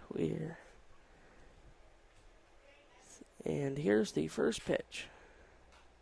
Swung on, fouled back on the first base side.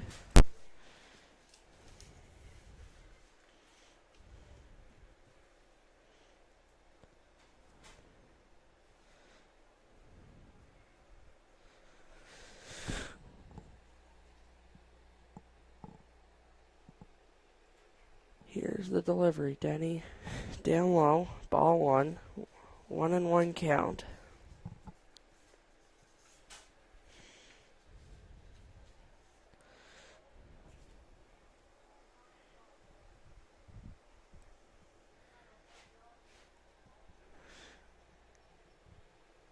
The delivery. Down low, ball two. A 2-1 count to Denny.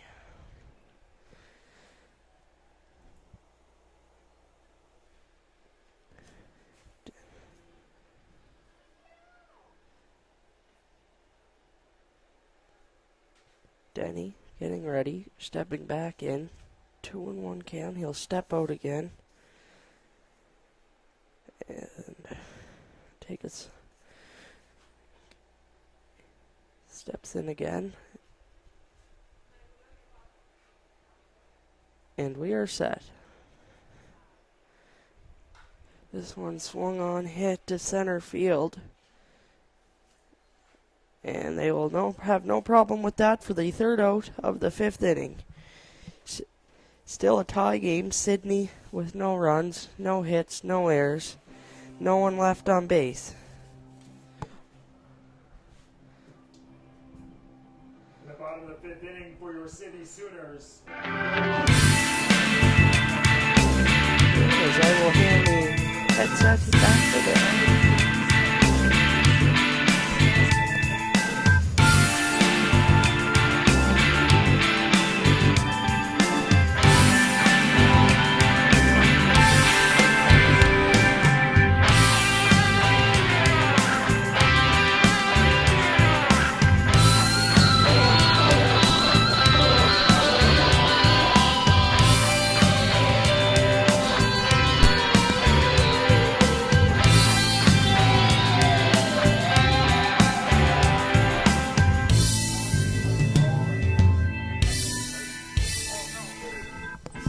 Oh, no, it's okay. Cool. How'd you make it? Good, yeah. That was good. The key, again, you just got to throw that voice, right? Like, you got to pretend like if that glass wasn't there, the pitcher could hear you, you know? Yeah. Also surprise award. Yeah, that kind of pulled me through me, yeah. That's good. Yeah.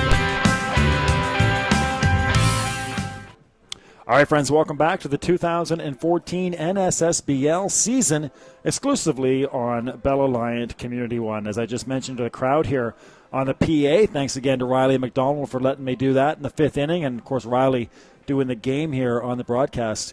Make sure you follow the Sooners at the 2014 Senior National Championships on Bell Alliant Community One. We are the official broadcaster of the championships. All Sooners games, every game of the championships on bellalliant.net/community1.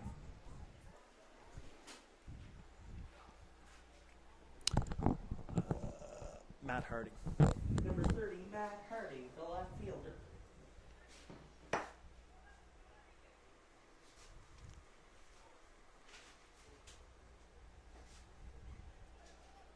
So here's Matt Hardy.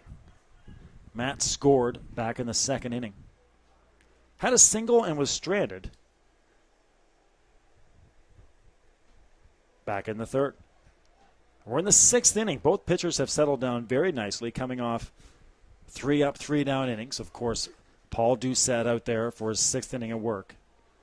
Doucette will pitch the entire game, barring some type of disaster. But as we saw last time against the Canadians, as we move into these middle innings, he's really, really starting to settle down.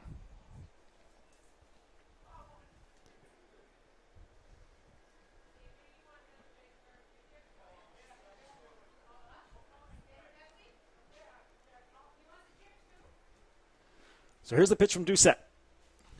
Swung on and to the backstop here for the 2nd strike. And now the sun, as you can see, has come out, and you can see it kind of playing into the eyes of the fielders on the left-hand side. Shortstop Sparrow, left fielder Shepard, both holding their gloves up to their eyes as the pitch comes to the plate. Swung on and missed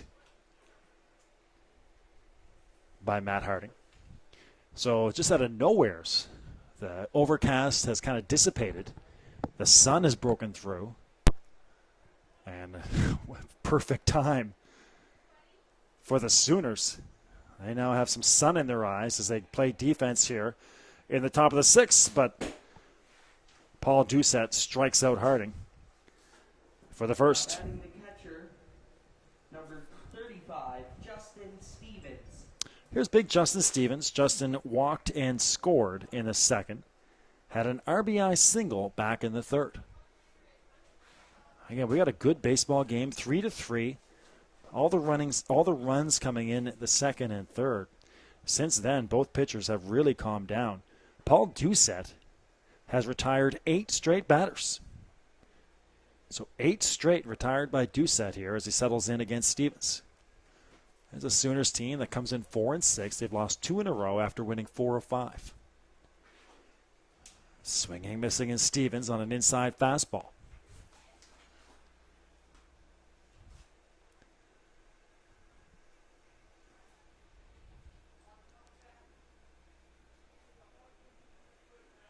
Doucette to the plate. Off the plate and outside. 2 balls and 1 strike on Justin Stevens.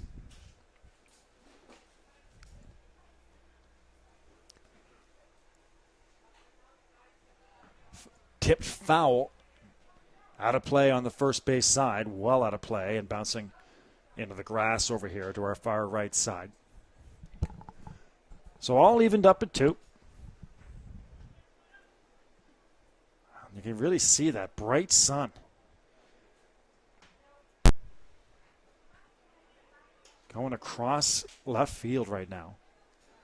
Going to be a tough, anything hit in the air to Farrow and Shepard. Could be a battle. A full count pitch to Stevens. Stevens, a tough pitch down low in the strike zone, and Justin got just enough to stay alive here. They'll do it again on the 3-2.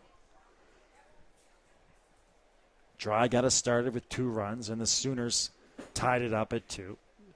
Dry took a 3-2 lead, and then the Sooners tied it up again. And that's where we are here in the 6th. Do we have extra innings again from Susan McEachern?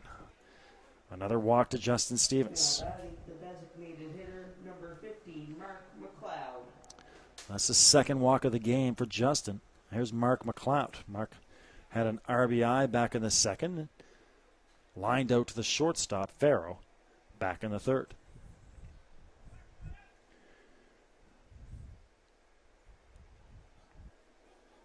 So 1 on for the Dry. That's the first batter to reach in 9 hitters for the Dry. Justin not a threat to steal down there at first.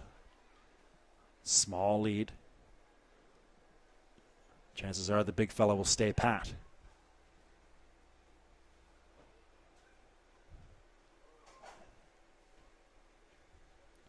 The 1-0 on the outside of the plate for strike 1. There's a good strike call by the umpire. Nice and loud. Another 1-1 coming up.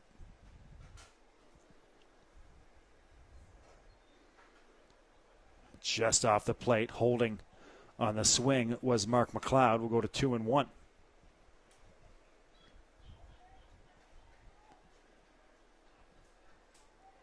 Big at bat here. The Sooners want to get out of this inning with no damage. Sooners would no doubt like to keep this game close going into the late innings and not let the score get too high. They don't want to get into a slugfest with the Moosehead Dry. They'd like to play this game in the 3 runs to 5 runs range, every run being critical. 2-2. Foul down the first base line, out of play. And 1 out in the inning. On the strikeout to Harding. First baseman Ken Long is holding Stevens at first. And now off the bag slightly. Playing in front of Stevens at first base. Swung on to center field. That may drop in between 3 guys. Coming over as the shortstop, Farrow. A nice play by Farrow. Slides on into right field, shallow right, just behind second base to make the play. Now batting the center fielder, number 4, Chris Head.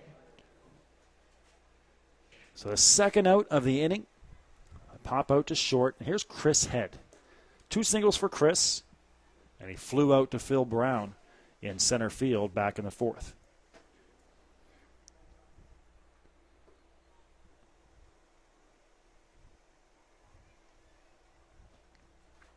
It's a big out for Doucette. He'd like to get Chris Head and get out of this inning. Get ready for the 2, 3, 4 hitters at the top of the 7th with a clean slate. Bit of a reflection now for the hitter to deal with. In one of the houses out in left field, there's kind of the sun reflecting off one of the windows in the hitter's eyes. I'm not sure if it's bothering Chris, but you can definitely see it here at the park. For the fielders, the sun has pretty much gone underneath the clouds again. A beautiful skyline tonight in Sydney. Just looking over to our left-hand side. Again, just picture perfect weather for baseball. What a beautiful night. We had a great ceremony there in between at the middle of the 5th inning. Awards given to several Sooners. The Susan McEachern Memorial Award handed out. That goes foul out of play down the third base side. A great ball game. Contact information on your screen. Hope to hear from you.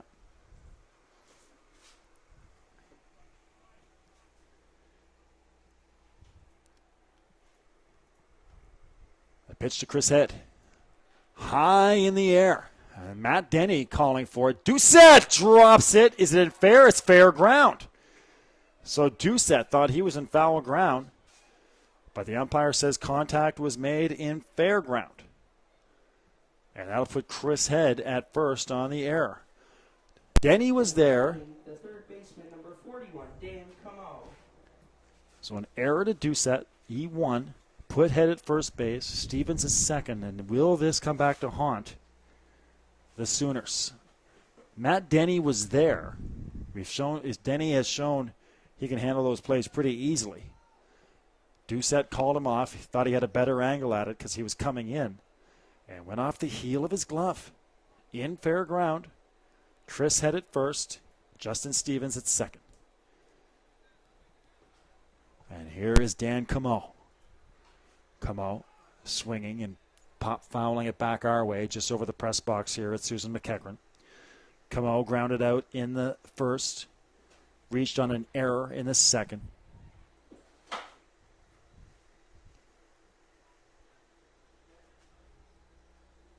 Flew out to right field back in the 4th. It's actually cooled off here at the park as well. I was down there walking around the field during the presentations, and it's actually cooled off a little bit down probably now into the high teens. Just perfect again for baseball. The 0-1. Como down the first base line. Diving. Did he make the catch? No. McDonald couldn't secure it. Great effort. Will 2 runs come home? They will. Head will stand up as well, the speedster, right behind Justin Stevens. 2 runs will come home to make it 5-3 on the double for Dan Camo. So a 2 RBI double for Dan Camo. McDonald nearly had that one. Had to come a long way. I think you lost it, for you guys at home, you lost it in behind the dugout there. But he came a long way and just couldn't make the play.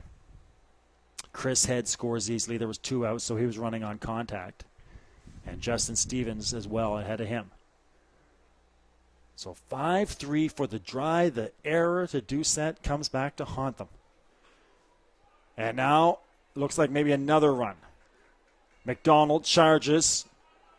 Won't have a play at the plate. Coming home standing up is Camo. 3 runs in the inning. 6-3 for the Moosehead Dry. Number 28, Mark Phillips. And now Paul Doucette. I'm sure he's frustrated with the error that led to all this. But he's got to relax out there and just get out of this inning. We're only in the 6th. Still a lot of baseball to play. But this is right where the Dry, historically, this team loves to put the pedal down in situations like this and just keep trying to tack on runs. Once they sniff blood, they really go for the kill, and they're sniffing blood right now. The Sooners were a pop foul, or pop fair, actually. Chris Head popped the ball down to third base line about 15 feet. Went off the heel of the glove of Doucette. That kept the inning going. And since then, 3 runs have come home. And now we got a pinch hitter here for Greg West. We do. A fly out to right field. McDonald will secure.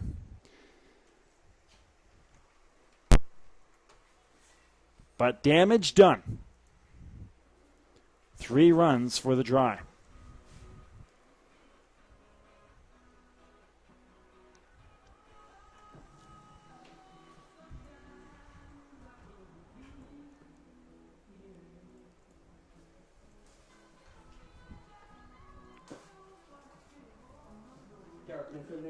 All right, let's take a quick break. Come back with you to get you ready for the bottom of the 6th inning. The Sooners looking to respond.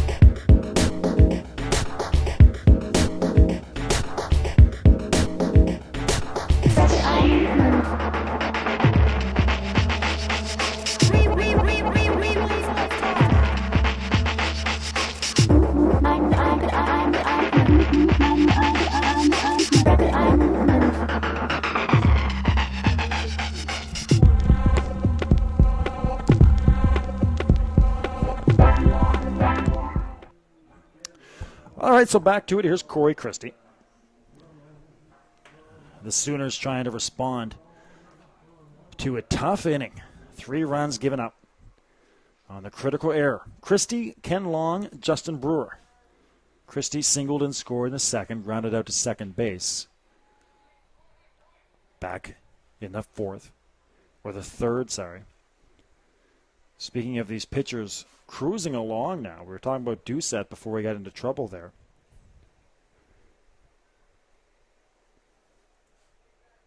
But Tomlinson has retired 8 of his last 9 hitters. Bouncing ball to first. Reeves, the no luck on the shovel pass to first base. Tomlinson was there, but the throw went way over Tomlinson's head. Now batting the first baseman, number 45, Kenny Long. So Christie at first base.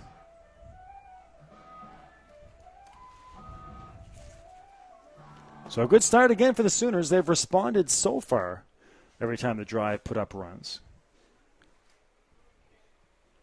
And they do it again. Ken Long. Kenny scored on or singled and scored back in the second and grounded out to second base, back in the third. Having an identical night to Corey Christie. Swung on, fouled. Down the first base line. 0-1 on Ken Long. Hello there to Kenny's grandparents. We often have Kenny, assuming you guys are with us.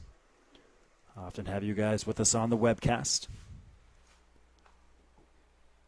The 0-1 pitch. Just off the inside portion. 1-1.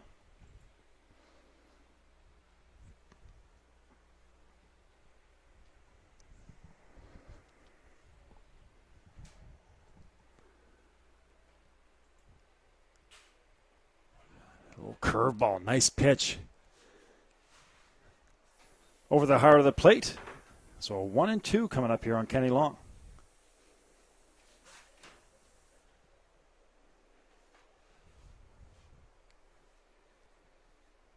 Here's the 1-2. Long, bouncing ball to Dudelay. It's short. A play at second. They do. Can't turn the double play. Long is a speedster down first base. But Dudelay to West for the out. Now batting the designated hitter number 29, Justin Brewer.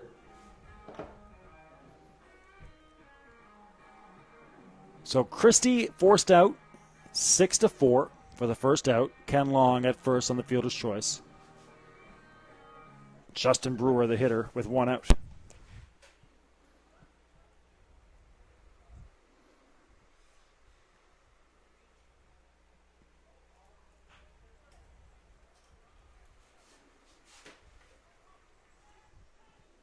Brewer struck out twice. But here a single. Looking down at my score sheet there. Was that a single, Riley? No, a walk. Oh, walk for Brewer. So Brewer reaches on the walk. Now batting the second baseman number 44, Josh Forrest. That was a quick walk to Justin. He's at first, Ken Long at second. I was adjusting my score sheet, and Justin Brewer takes 4 balls. So Long at second, Brewer at first, Forrest the batter, 1 out. Sooners trailing by 3. Here is Josh Forrest. Reached on an error and walked. Ball outside, so Tomlinson now having some control problems. Walked Brewer, first pitch ball to Forrest.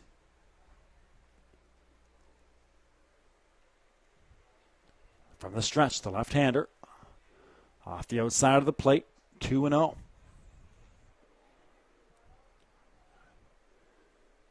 So a hitter's count here for Forrest. Will he make Tomlinson throw a strike?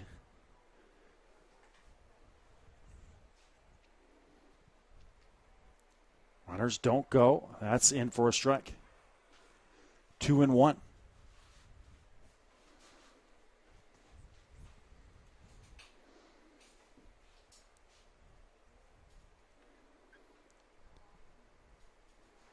Tomlinson gets his sign from Stevens and stepping out here. I actually didn't get his sign. Tomlinson not liking what Justin was proposing, I think, and a little too long, so Shepard steps out. Or Forrest steps out. They'll do it again. And now coming set is Tomlinson. Here comes the left-hander, the 2-1. Curveball just inside. 3-1. Forrest set up nicely. Sooners again trying to respond once more. It's back and forth affair. The 3-1. High and outside, bases loaded for the Sooners. Long at third, Brewer at second, Forrest at first. Now batting the shortstop, number 4, Chris Farrow.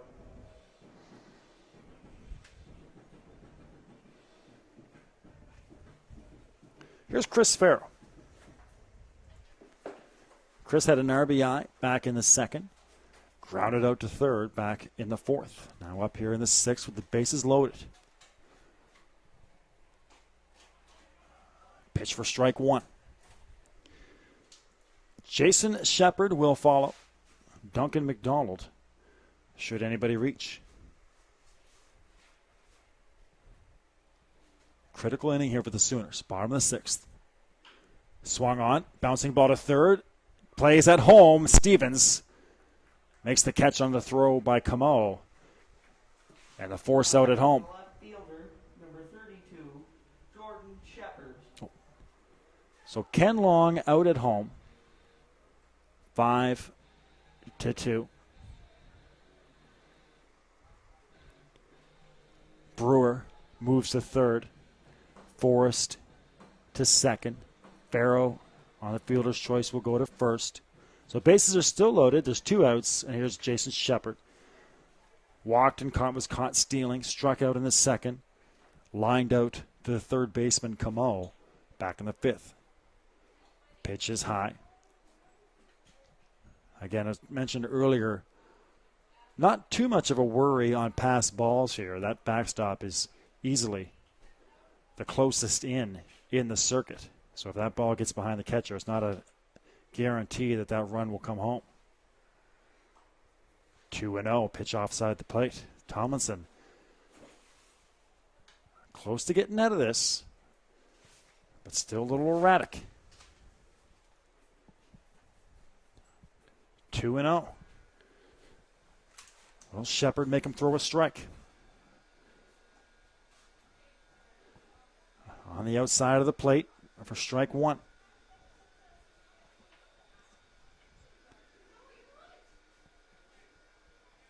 Sooners looking to clear the bases and tie this one up.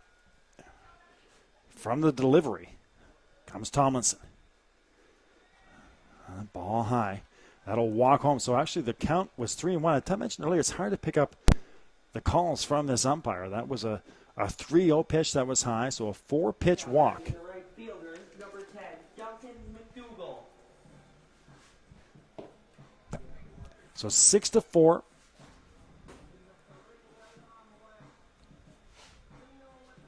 Score Justin Brewer. Forrest to third. Farrow to second. Shepard to first on the walk. Bases remain loaded. 6-4 the score.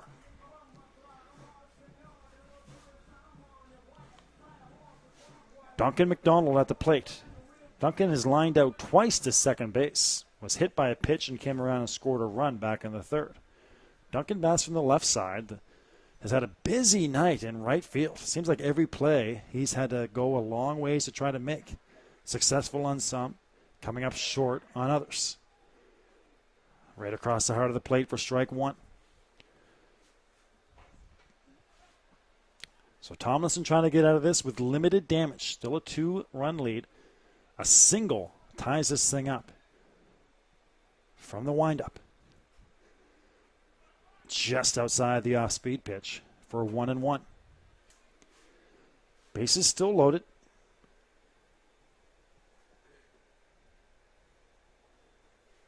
Sooners have sent 7 hitters to the plate here. 1-1. Low into the dirt, blocked by Stevens. 2-1.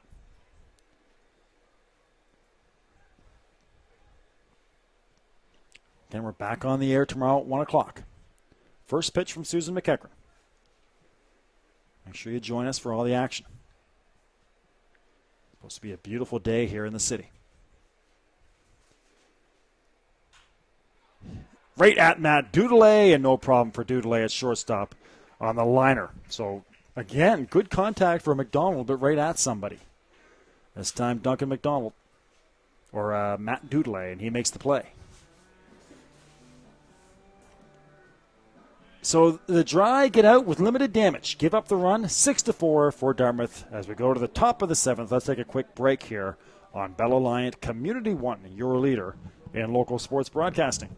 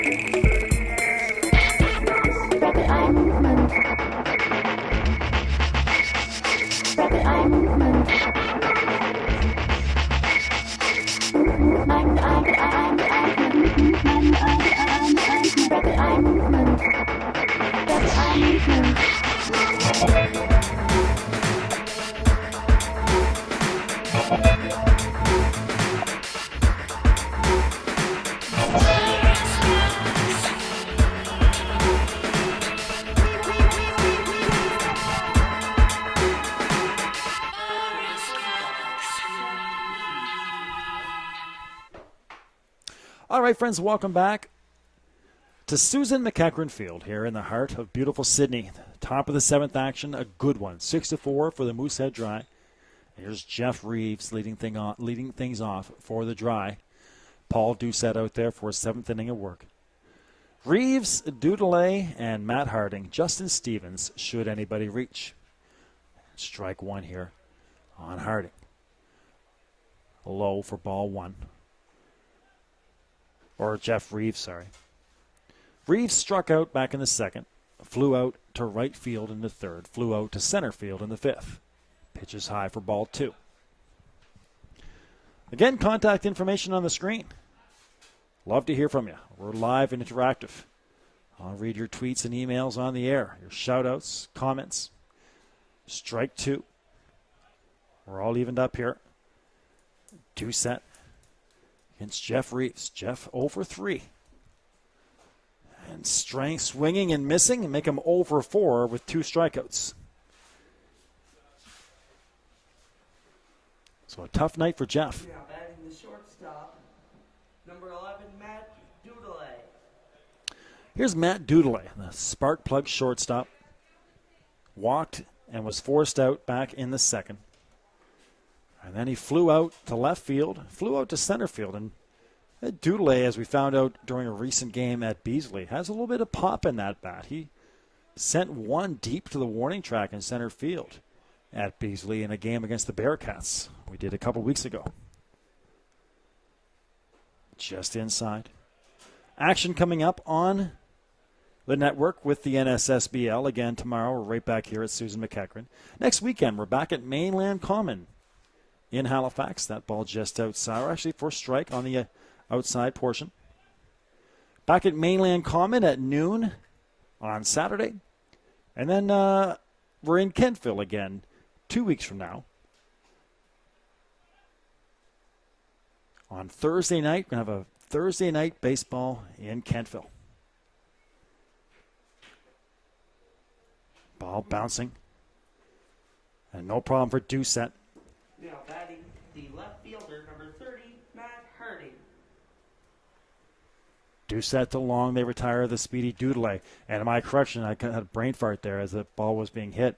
That is a Wednesday night game in Kentville. Obviously, they have their games on Wednesday night at beautiful Memorial Park. So make sure you join us from one of the most picturesque parks, maybe the most picturesque park in Canada, Kentville Memorial Park. Wednesday night baseball on July 23rd.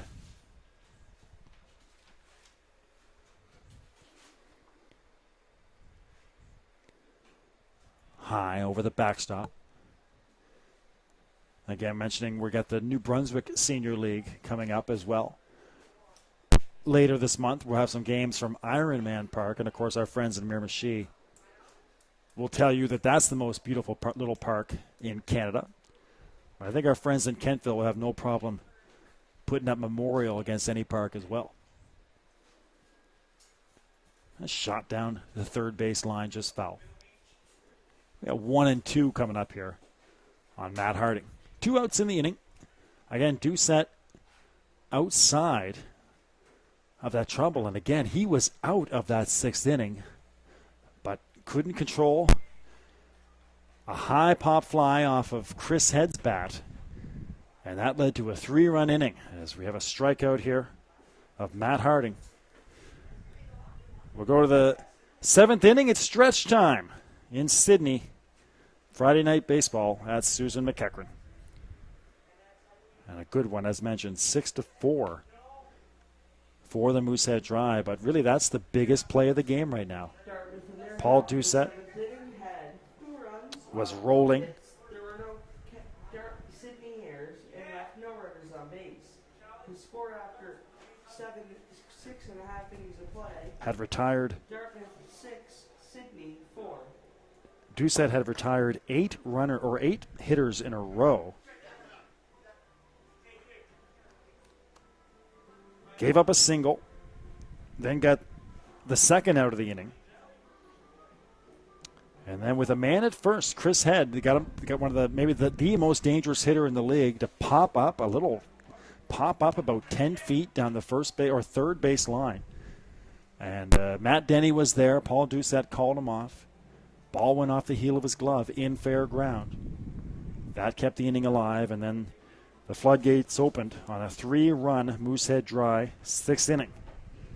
And that's the storyline right now. Other than that, a very well-pitched game. Both teams playing great defense. A couple errors here and there. Some spectacular plays in the field. And again, but the Sooners have had the answer to every time the drive got out on them.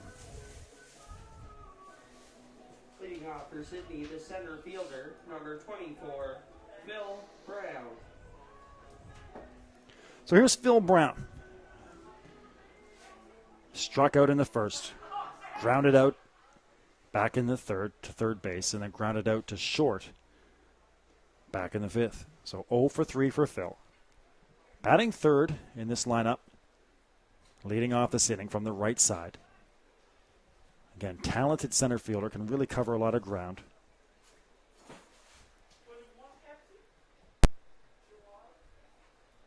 Takes ball 1. Tomlinson out there for a 7th inning of work, and it looks like Brown's got himself his first hit of the game. He does, to left field, dropping just in front of Harding. So put Phil Brown at first base. The catcher, number 20, Matt Denny.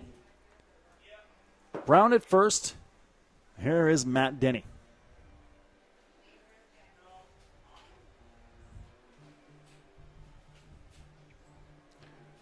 A little conference there at the pitcher's mound. Let's see if we might have a pitching change. We're going to talk to Tomlinson.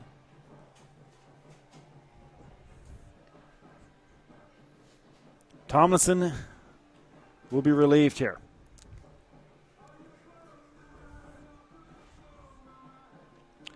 So Tomlinson out. We're going to try to find out who this replacement is. We'll come right back for you.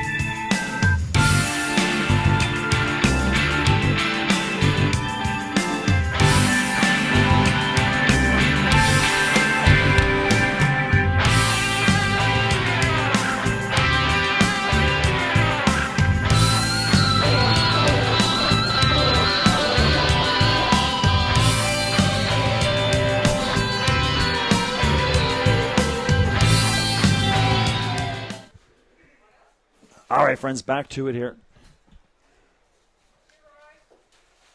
Still trying to identify your pitcher here for you for the Moosehead Dry. Number 17 for the Dry. And if our numbers are correct, and of course they wouldn't have it on here. So we're not sure who number 17 is. Mark Patterson, if you know, let us know. No, number 17. But again, the Dry a lot of times they bring up junior players to play, especially on trips like this where a couple guys can't make it.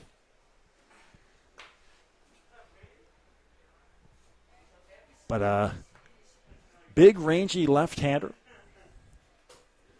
And the Sooners here.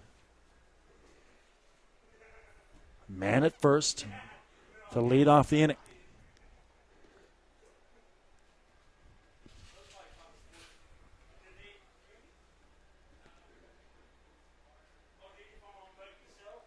Here's the pitch to Matt Denny. High. That is really high. A mile high in the left field. Calling for it is the left fielder Harding, and he loses it. Loses it in the lights. And Matt Denny will go to first base. And you could tell right away that Matt Harding did not see that. Now batting the third baseman, number 16, Corey Christie. And, I mean, that was a moonshot. That was hit high into the night sky here in Sydney.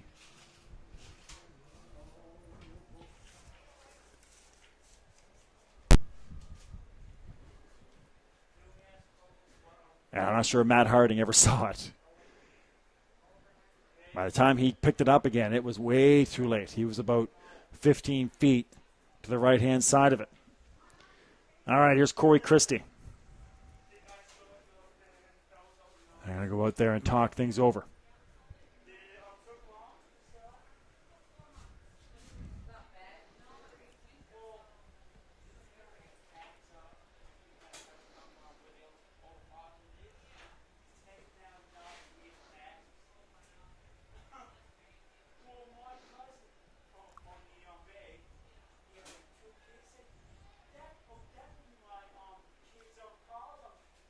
Pitch just off the plate and outside. We're in the bottom of the seventh. 6-4. Sooners again trying to mount a charge.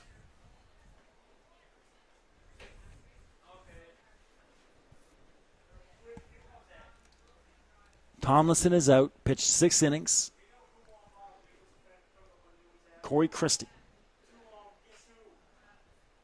rolls down the first base line, just foul.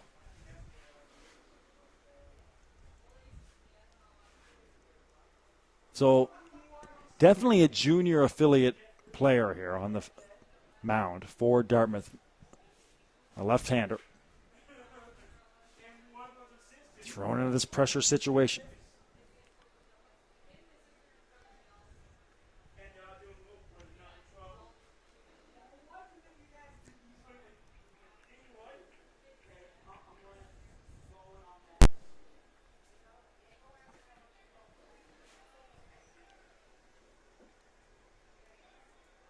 Kenny Long would follow.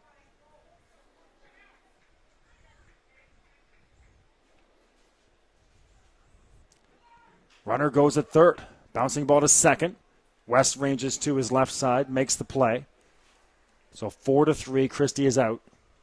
Now batting the first baseman, number 45, Kenny Long. Phil Brown stands up at third. He had a great jump. Matt Denny moves to second. Christie rolls over on one to second base for the first out. Here's Ken Long with runners in scoring position. Runners at third and second here for Long. And that'll do it for the left-hander. And another pitcher coming up here for the Moose Dry. You're watching the NSSBL on Bella Line Community 1. Let's take a quick break.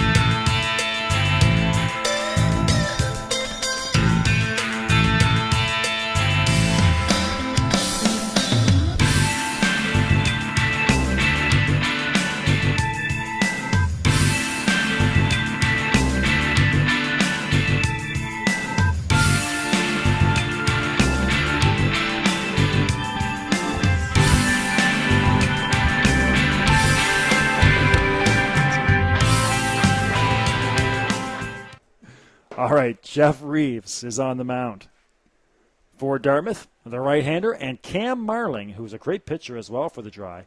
He is in at first base. So Cameron Marling at first base, Jeff Reeves on the mound. So Reeves moves in from first base to the pitcher's mound.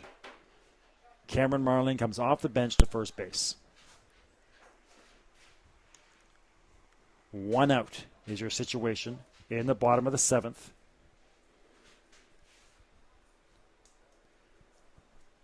Sooners have runners at third and second. Phil Brown at third. Matt Denny at second. Christie just grounded out. Here's Ken Long. Justin Brewer would follow should anybody reach. Or if Justin Brewer will follow, barring a double play of some sort. Josh Forrest should anybody reach. Long swings on one. That's at a play down the third base line. So 0-1 on Ken Long, this pivotal at bat, the Dry clinging to that 2-run lead.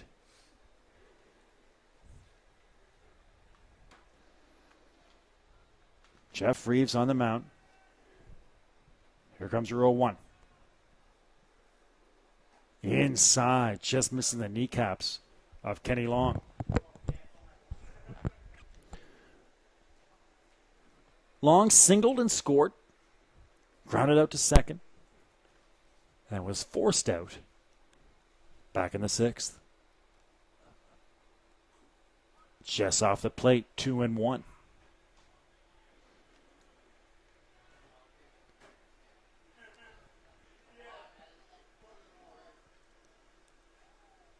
Brown at third, Denny at second. 1 out, the 2-1, strike 2. All evened up here, 2-2.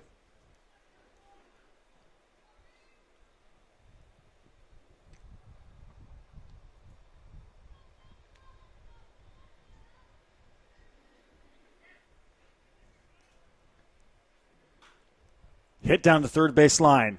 Camo's going to come home. Stevens, the nice scoop, and he is out at home. What a great play by Dan Camo and a great pickup by Justin Stevens. That throw was low and in the dirt. Stevens makes the catch and applies the tag. Phil Brown is out. Number 29, Justin Brewer. 5-2 for the second out. Risky play by Camo. Could have surrendered that run and taken the shore out at first, but comes down the line. Matt Denny is still at second base.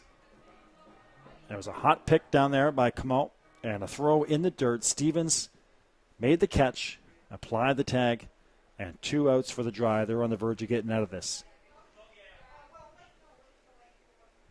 Put Kenny Long at first base on the fielder's choice. Justin Brewer at the plate. Been a tough night for Justin.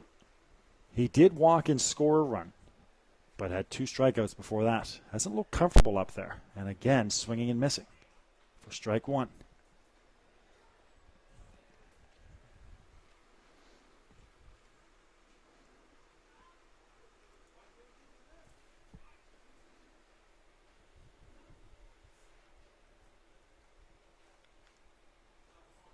Curveball high and inside.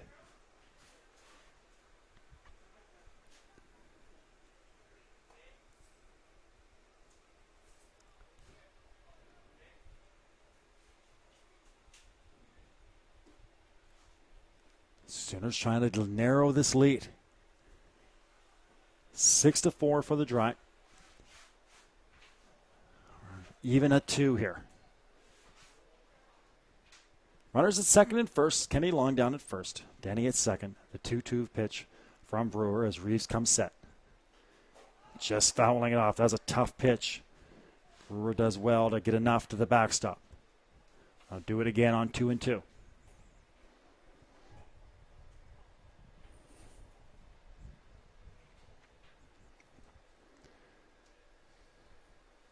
Right back on the air for you tomorrow at 1 o'clock. Going to go out and spend some time with friends in Sydney. Pitch is high, and that is actually with a 3-ball pitch. Bases are loaded now for the Sooners. Now batting, the second baseman, number 44, Josh Forrest. So here's Josh Forrest with the bases loaded.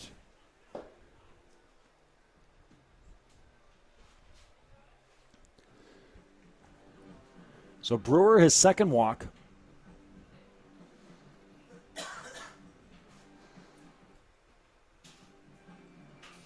Put him at first, Long at second, Denny at third. And again, here's Josh Forrest with the bases loaded. Fights off the first pitch inside to the backstop for strike one. 2 walks for Forrest. Reached on an error to the catcher back in the second.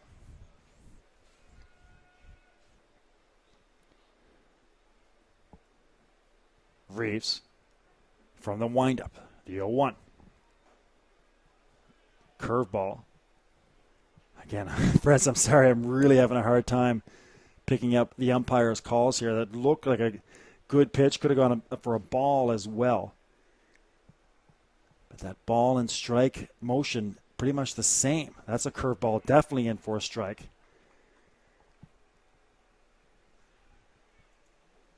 I think it's 1-2. Timeout called by Forrest.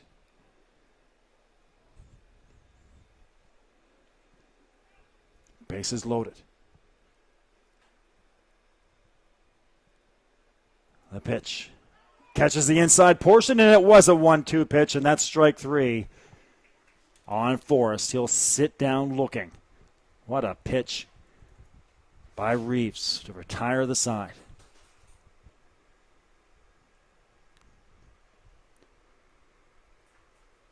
So that'll do it for the Sooners. In the bottom of the 7th, they'll have to try to mount a comeback in the 8th and 9th.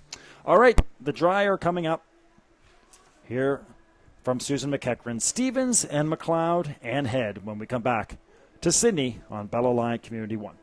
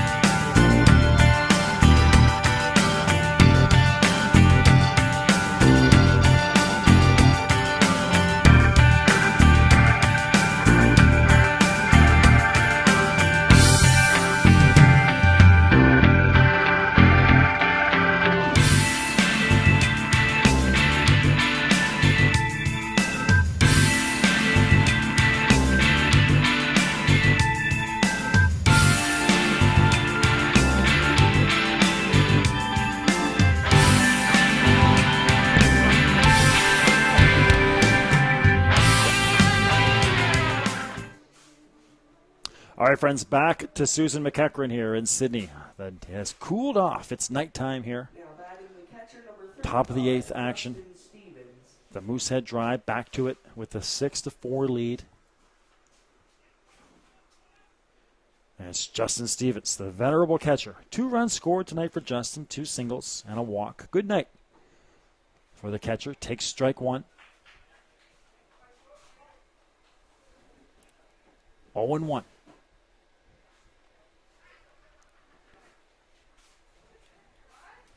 Just fouls that off. But for strike 2. So a good start for Doucette.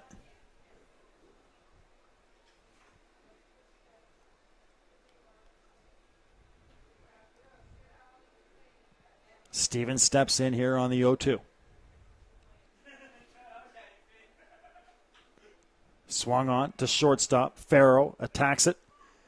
And a nice throw over to first to retire Stevens. Great play by Farrow.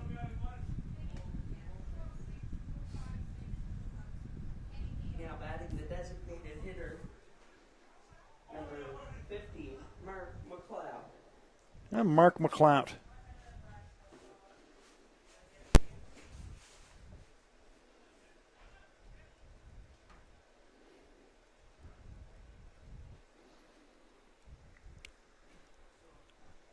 Actually, check that. This is Cam Marling. So Cameron Marling into the game here. Played first base and now batting for Mark McLeod in that DH spot at the 9th. Correction, number 40, Cameron Marley.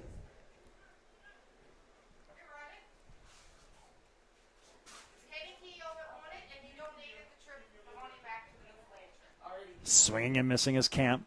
Cam enjoying getting up there to get some swings in. Of course, he's one of the main pitchers in the league. Tough left-handed. Corey Christie in our interview for East Coast Sports Show mentioned he's probably his toughest matchup. Trying to go against Cam with that long left-handed delivery.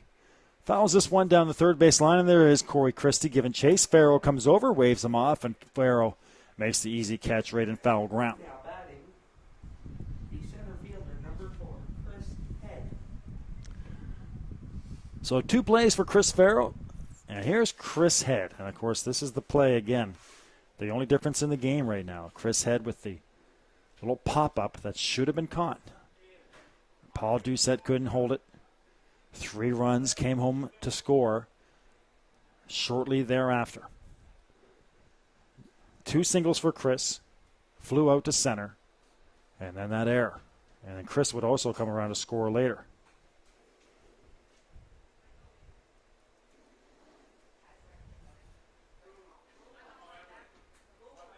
High into the air, and that might hit us on the top of the press box here.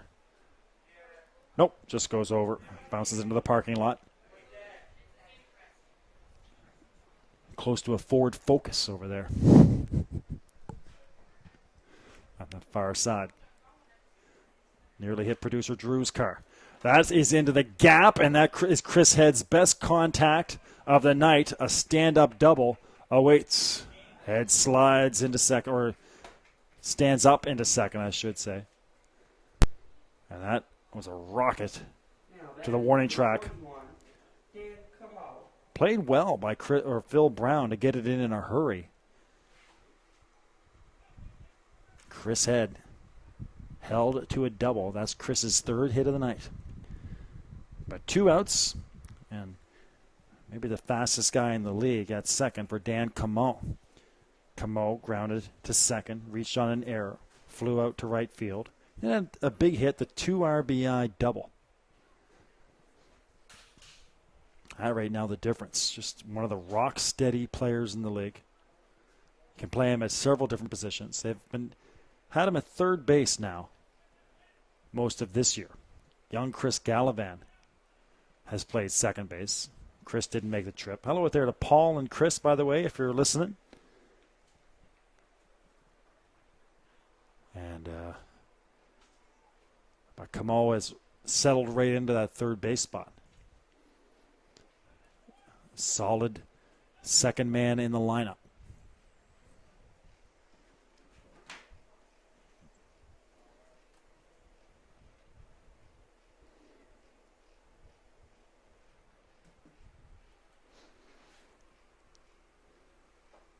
Right across the heart of the plate.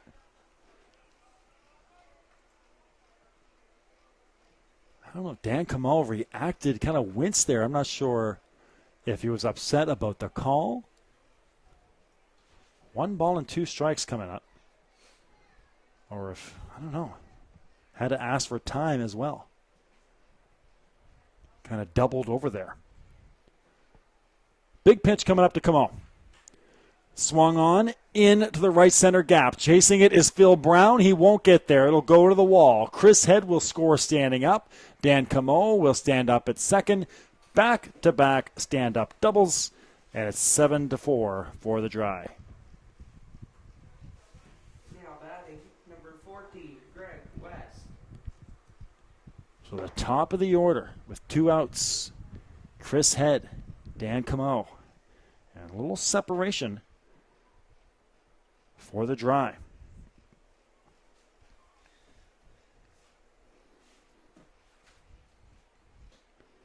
And again, it's Greg West.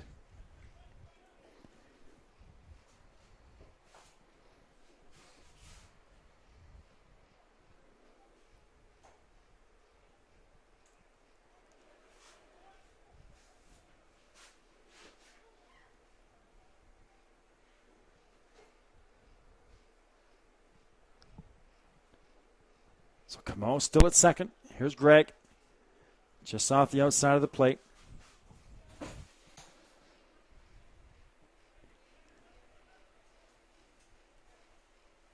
The Sooners now with lots of work to do. We're going on about 2 hours and a half of baseball here. 9:30 local time in Sydney. That pitch high and tight. Just missing the left shoulder there of West.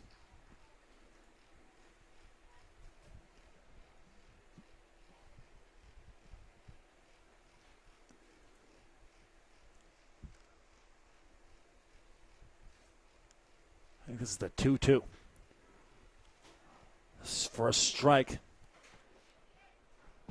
That must have been a 2-1. Here's West again. Greg with that relaxed batting stance. Bat on the shoulder. Then he steps into it. Off the backstop.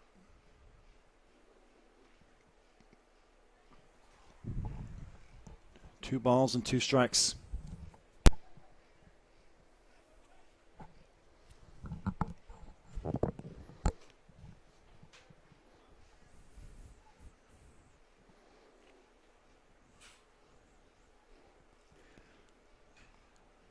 In tight on the hands, down the third base line, and foul right in front of the third base coach.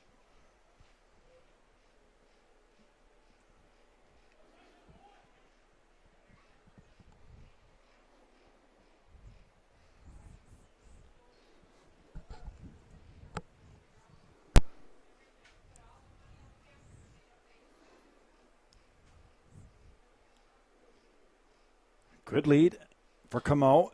West gets into one. Phil Brown again on the chase, this time settling in at the track, and he will get under it. But that was all the way to the track there in center field. But again, the great range of Phil Brown makes the play. But another run comes home with 2 outs. Chris Head and Dan Camo back-to-back doubles. And we'll go to the bottom of the 8th inning with the score 7-4 here in Sydney.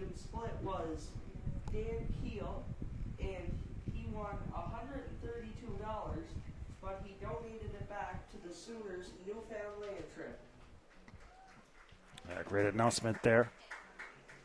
Winner of the 50-50 gives that money right back here to the Sooners. So Ken Keno. Mark Patterson reaching out here on Twitter. How many pitches do you think Doucette has thrown? Oh, man, oh, man. Easily over 100. Dartmouth in their half had 2 runs on 2 hits. There were no Sydney errors and left 1 runner on base. Well, I'll do some quick math here. Has faced 41 hitters. So 41 hitters faced by Doucette through 8 innings. Average, you got to average at least 3 strikes per batter or 3 pitches per batter. So I'd say you're easily in the 120, 130 range. Of course, again, this is the guy who in that 13-inning game easily probably threw over 200 pitches. But he just keeps going out there. Chris Head back in Dartmouth was talking about he knew Paul from growing up with him. The guy has monster hands, apparently the biggest hands you'll ever see, and that helps him just keep going out there and dealing.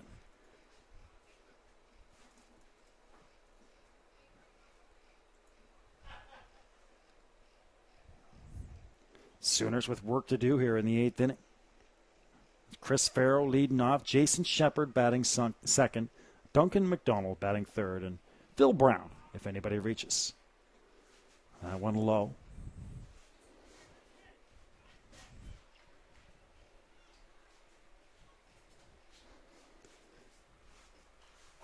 Fouled off the backstop for strike 2.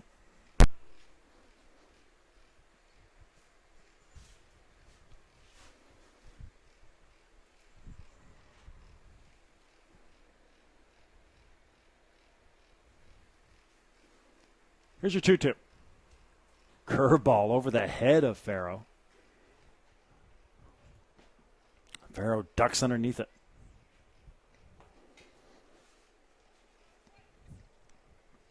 Sooners would love to get the leadoff man on. They will not. Strike 3, swinging and missing is Farrow on a tough inside fastball by Jeff Reeves. The left fielder, number 32, Jordan Shepard. So Farrow out on strikes. In our 8th inning, Jason Shepard to follow, or to hit here. Shepard and then McDonald in your 8th inning. Shepard struck out in the 2nd, lined out to 3rd back in the 4th, and a walk back in the 6th. Takes a strike here.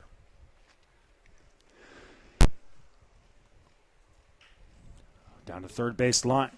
Camo up, strong throw, no problem by a couple steps. Getting Jason Shepard 5-3. Now batting the right fielder, number 10, Duncan McDougall. So Jeff Reeves cruising along, 2 quick outs, and here's Duncan McDougall.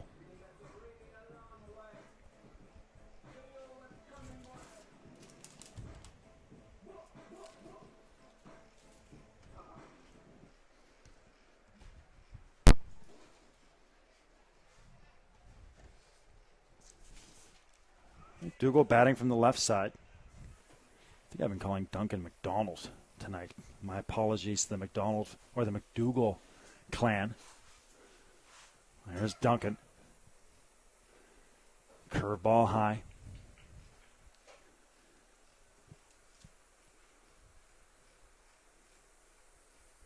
Duncan has popped out twice, 3 times actually, to the infield. Was hit by a pitch and scored a run in the 3rd.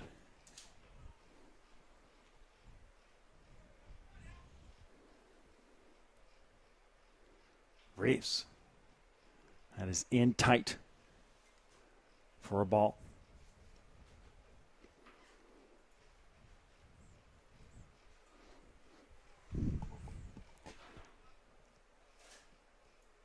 We have 2-1 coming up here. Right down the heart of the plate. McDougall thought it was low.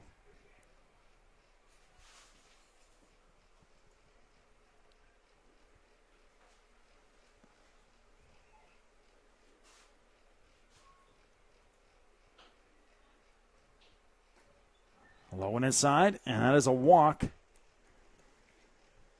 for McDougall. The center fielder, number 24, Phil Brown. So 2 outs, McDougall is on. Here's Phil Brown.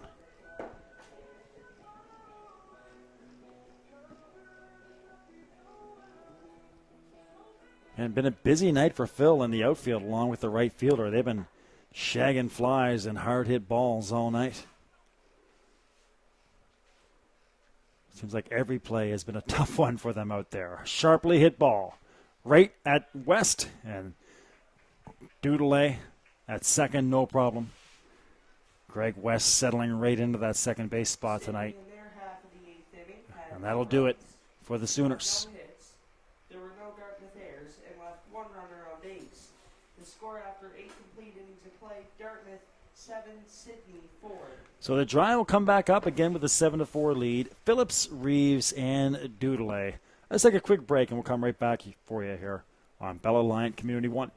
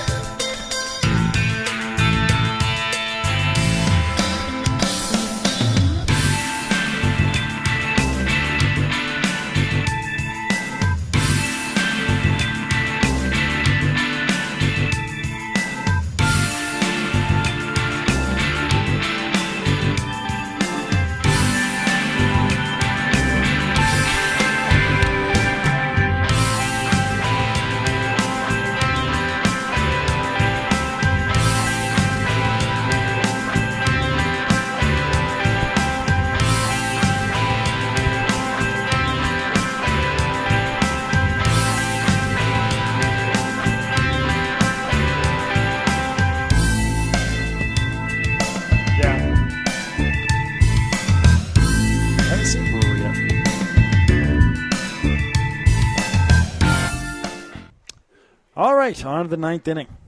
Phillips, Reeves, and Dudelay coming up here. Batting number 28, the right fielder, Mark Phillips.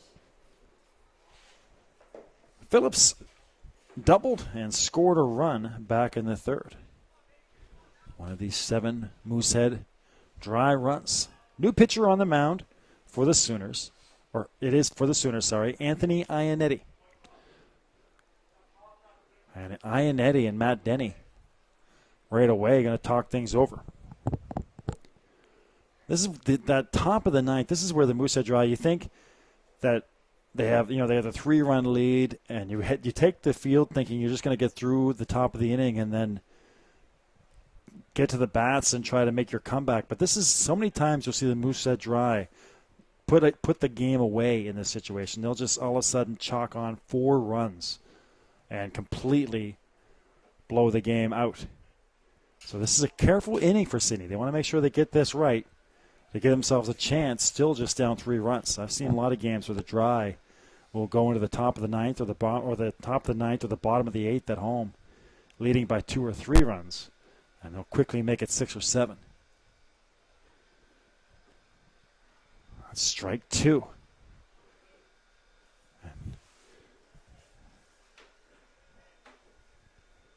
Mark Phillips, the right fielder, take a second. He thought that was off the plate. Got himself into an early hole here. Just off the plate. 1-2.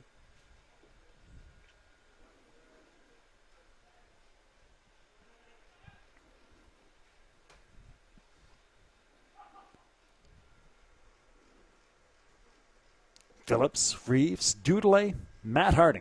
Should anyone reach? Curveball. And a beauty. It looked like a slider there by Iannetti. Now batting the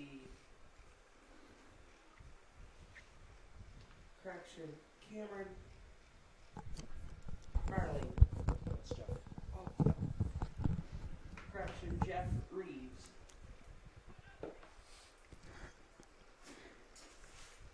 So Phillips out. Here's Jeff Reeves again. Reeves started at first base and now pitching. So when they brought Reeves in to pitch, they gave the rest of the night off to Mark McLeod, the DH. Brought Marling into play first and slid him into that number 9 spot. Strike 1 on Reeves. 0 for 4 is Jeff. And more importantly for the Moosehead Dry, he's pitched very well since taking over for Sean Tomlinson. Just off the outside of the plate.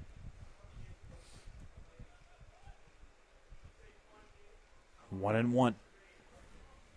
Back on the air tomorrow at 1 o'clock. Next week, we're at Mainland Common at noon on Saturday.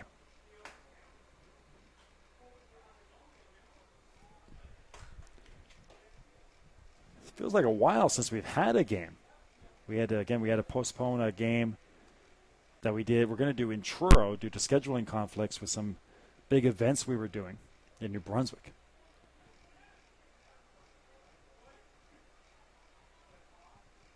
But for you Sooners fans, you're back on the air with us on that Saturday against Halifax. The Sooners and the Canadians from Mainland Common at 12 o'clock. That's a double header, but we will just have the 12 o'clock game. And then on Wednesday, again, the 23rd, the Bearcats and Kentville in Kentville at Memorial Park. Now batting the shortstop, Matt Dudelay. That's a walk for Jeff Reeves. Here's Matt Dudelay.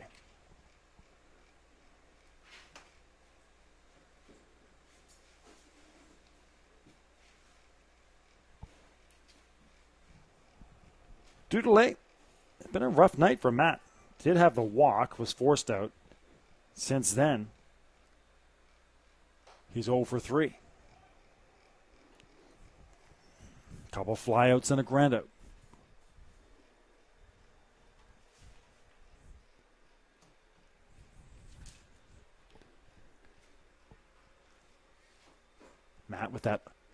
open stance. That's low and inside. 1-1 on Doodle.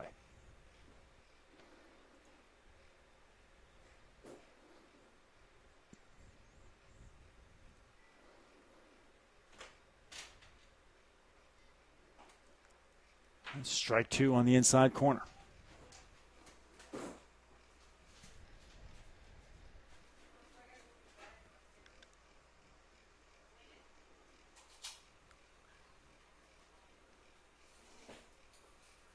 Decent lead for Marling down at first base. That was inside and tight on Doodle.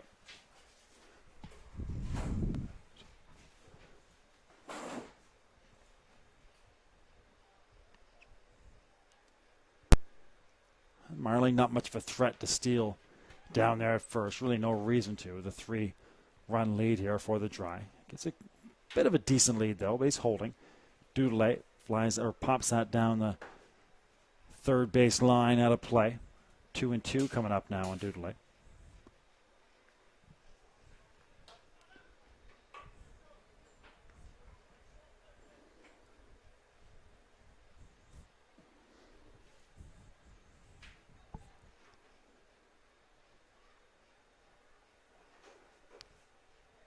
There's the 2-2.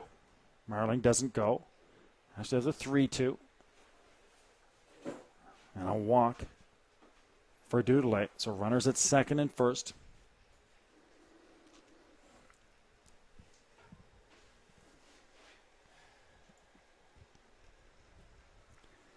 So Doodle at first.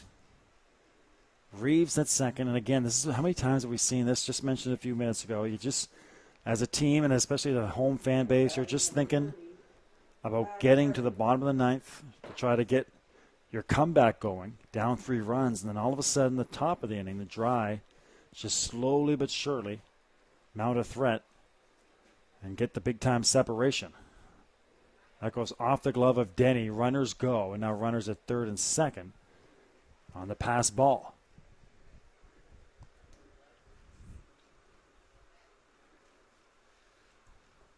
What are you going with, Riley, there? Pass ball or wild pitch?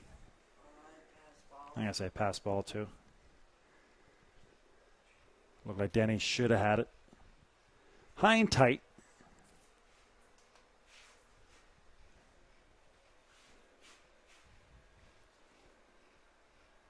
Doodle at second.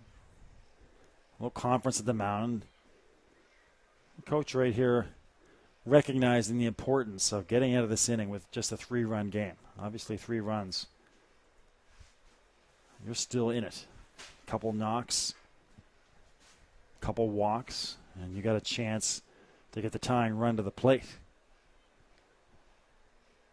If you let the Dry get some separation here, you're in a lot of trouble.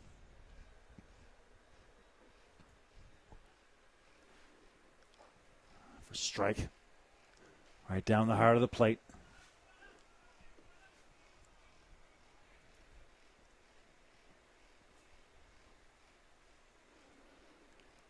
There's the 1-1. Mayanetti. That pitch is high.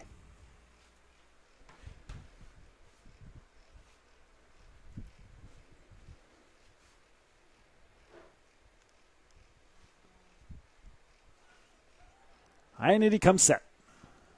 Infield playing in on the grass. That's hit out to left field. Shepard has a beat on it, makes the catch, the throw to home. All the way through to Denny, but standing up is Marling. Holding at second is Matt Doodle. Doodle wasn't sure if that was going to be cut off, so he stays there at second. Scoring on the sac fly is Jeff Reeves. So give Harding a sac fly and an RBI. Justin Stevens comes to the plate, and again, the Dry put up that run, so far anyways, in the top of the ninth. They just kind of suck the life out of the place.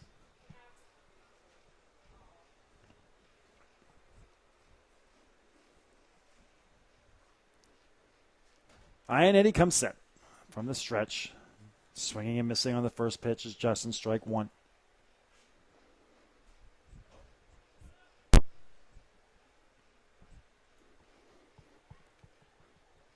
Dry looking to improve to 14-3. The Sooners trying to avoid going to 4-7. It would be their third loss in a row. Again, Stevens can't hold back on that. Got fooled by the slider. So 0-2 for Justin. Eddie one pitch away.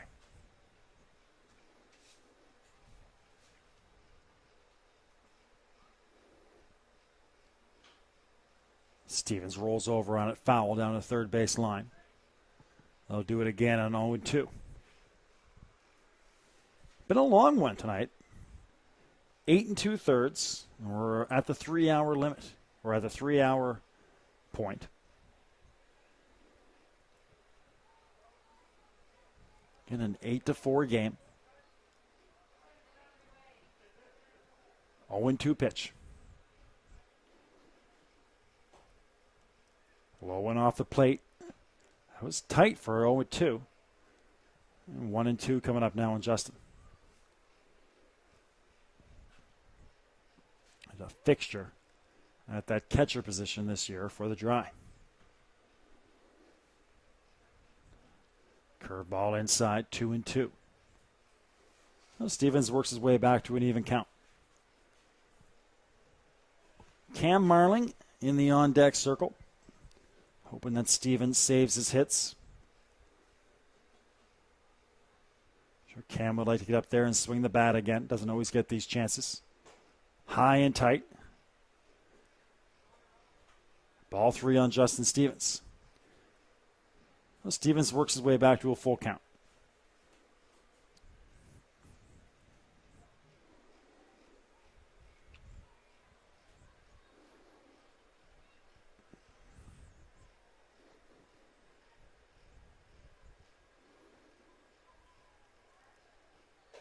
And that is high. Well, Stevens, after the 0-2, fouls one off and then takes a tight 0-2 pitch. That was close, but then 3 pitches well off the plate for the walk. Cam Marling coming up. Now batting number 40, Cam Marling. So give Stevens the walk and the pass down to first. And again, here's Cam Marling. Marling lined out to shortstop in his last at bat.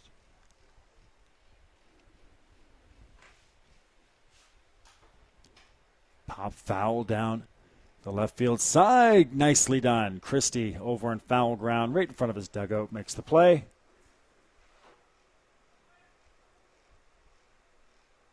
And that'll do it for the Dry here in the ninth. But we talked about, again, they just love to add that 1 or 2 extra runs when they already have a somewhat comfortable lead, just to try to make the comeback that much more daunting. And that's where we're at here now. 4 runs separation for the Dry as we head to the bottom of the ninth.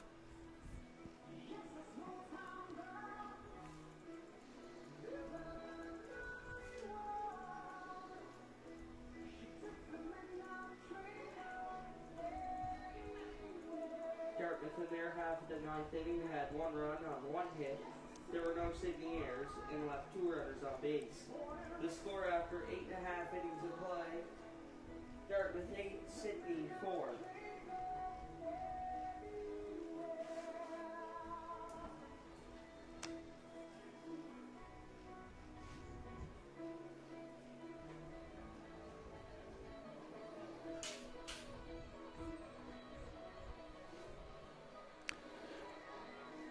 So just a reminder, back on the air tomorrow. 1 o'clock Atlantic time here in Sydney. And a reminder that we are the exclusive home of the 2014 Canadian Senior Men's Nationals. You can watch the Sooners as they play for the national championship in St. John's. Interesting to see who they'll take with them as well. Of course, a lot of times when teams go to play in that national championship, they pick up players from some of the other teams. So interesting to see who they maybe add to that roster as they go prepare for the country's best. Leading off for the Sydney Sooners, the catcher, number 20, Matt Denny.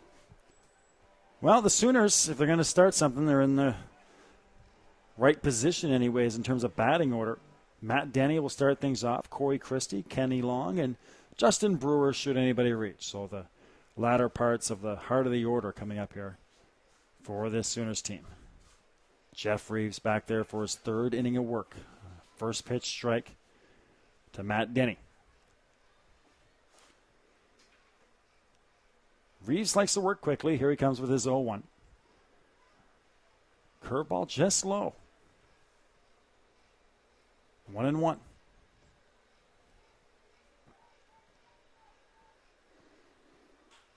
High down the first base side. That's going to drop right in front of the right fielder. Now batting Phillips. Third baseman, number 16, Corey Christie. And just a little bit too far for Greg West. Cam Marling, the first baseman, I don't think he picked it up because he didn't move on it. And the Sooners have their first runner on. That's all you can ask for to get that first guy at first base, that first hitter down to first. Here's Corey Christie. Not been the greatest nights for Corey. He did have a single and scored, but has grounded out 3 times tonight. Try to keep the chain moving here. Try to get that tying run at the plate. Right now the tying run is in the form of Justin Brewer. And of course, he is no stranger to thrilling home runs here. That's Susan McEachern.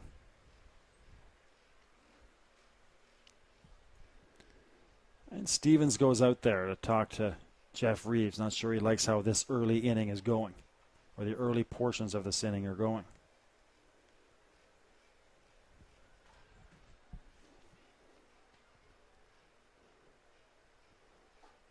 There's strike one on Christie.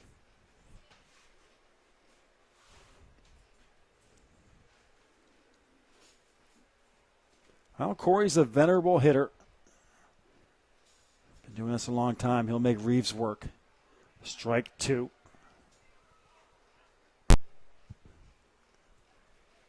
I doubt Matt Denny is any threat to steal down there at first, with the 4-run deficit. Corey over the head of the pitcher, and West tried to shovel it there to Dudelet with the glove. Made a nice backhanded stab in behind second base as he ranged to his right, but couldn't flick it to Dudelet with the mitt. Went over the head of Matt Dudelet. Denny and Christie are safe. So 2 singles in a row by Denny and Christie. And what do we have going on here now? The Sooners slowly getting in business. Trailing by 4, no outs. Kenny Long at the plate.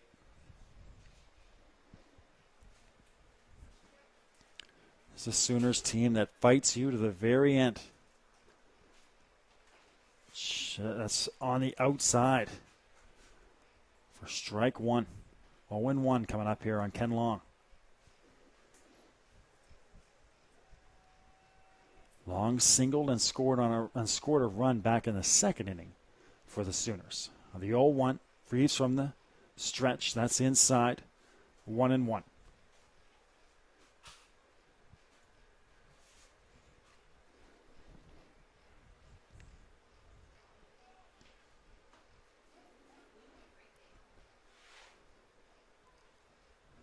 Or a long digs in. Reeves comes set. 1-1. Just low, and now 2-1. Matt Denny at second, Corey Christie at first.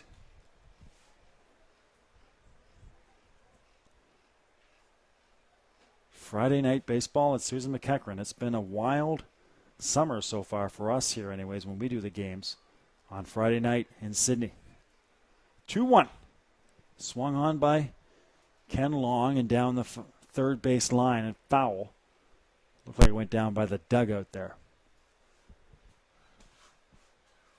Kind of in behind a somewhat of a smoky glass partition here. Plastic partition in the press box. A little cloudy. And the lights here, so a little bit difficult picking the ball up off the bat. 2-2. Here comes Reeves. A little bouncer back to the pitcher. Nice play by Reeves. He'll toss to first for the out. And there's your first out of the inning. The runners will move along. So the runners move to third and second, but the Dry will gladly take that with the first out. They're just trying to get outs now. 1-3 goes Ken Long. Here's Justin Brewer. It's been a tough night for Justin, at least his first two at-bats. Struck out. And then, last two at-bats, so he's manufactured 2 walks. A nasty curveball for strike one. Justin bailed on that, and it came right across the heart of the plate.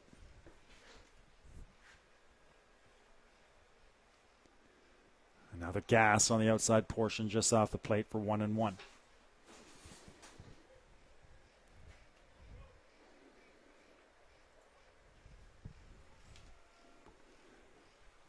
Comes the 1-1. Bouncer down to second to Greg West. Makes the play with no problem for the second out. Scoring on the play is Matt Denny, but the Sooners are down to their last out. So 8-5. Brewer out 4-3. 8-5 your score. Here's Josh Forrest.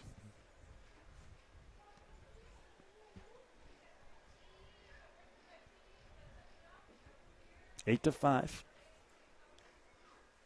Just 3 runs now. But down to their last out in the form of Josh Forrest. Here's Reeves. There's a strike. Back on the air tomorrow at 1 o'clock. Christie is at third base, but the tying run is still in the on-deck circle. Pitch inside.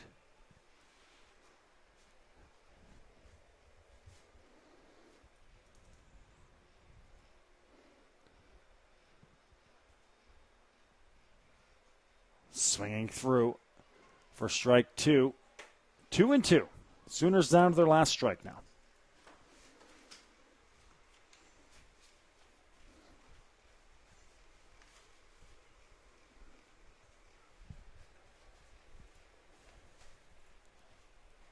Strike 3. The curveball inside. Swinging over the top. Tonight's game is Dartmouth 8, Sydney 5. And that'll do it for the Sooners. Here at Susan McEachern Memorial Ballpark. So 4 strikes out. That'll do it for tonight. The Moosehead Dry got a huge error on Paul Doucette back in the 6th. That led to a 3-run inning for the Dry. Another big inning for the Dry was the 7th when they had back-to-back 2-run RBIs. Or back-to-back doubles. Chris Head, Dan Como. That was in the 8th. That kind of gave them another run. They got another insurance run in the 9th. That created the much-needed separation. Again, that really kind of gave that distance between the two teams. So the Dry will improve to 14-3, and the Sooners will drop to 4-7. 8-5 tonight, your final from Susan McEachern. Sean Tomlinson will get the win. Paul Doucette will take the loss. You've been watching a presentation of Bell Alliant Community One, your leader in local sports broadcasting in Atlantic Canada, the 2014 Nova Scotia Senior Baseball League season, exclusively on Community One. We'll see you tomorrow, 1 o'clock, first pitch, the Moosehead Dry and the Sydney Sooners. Good night from Sydney. We'll see you tomorrow.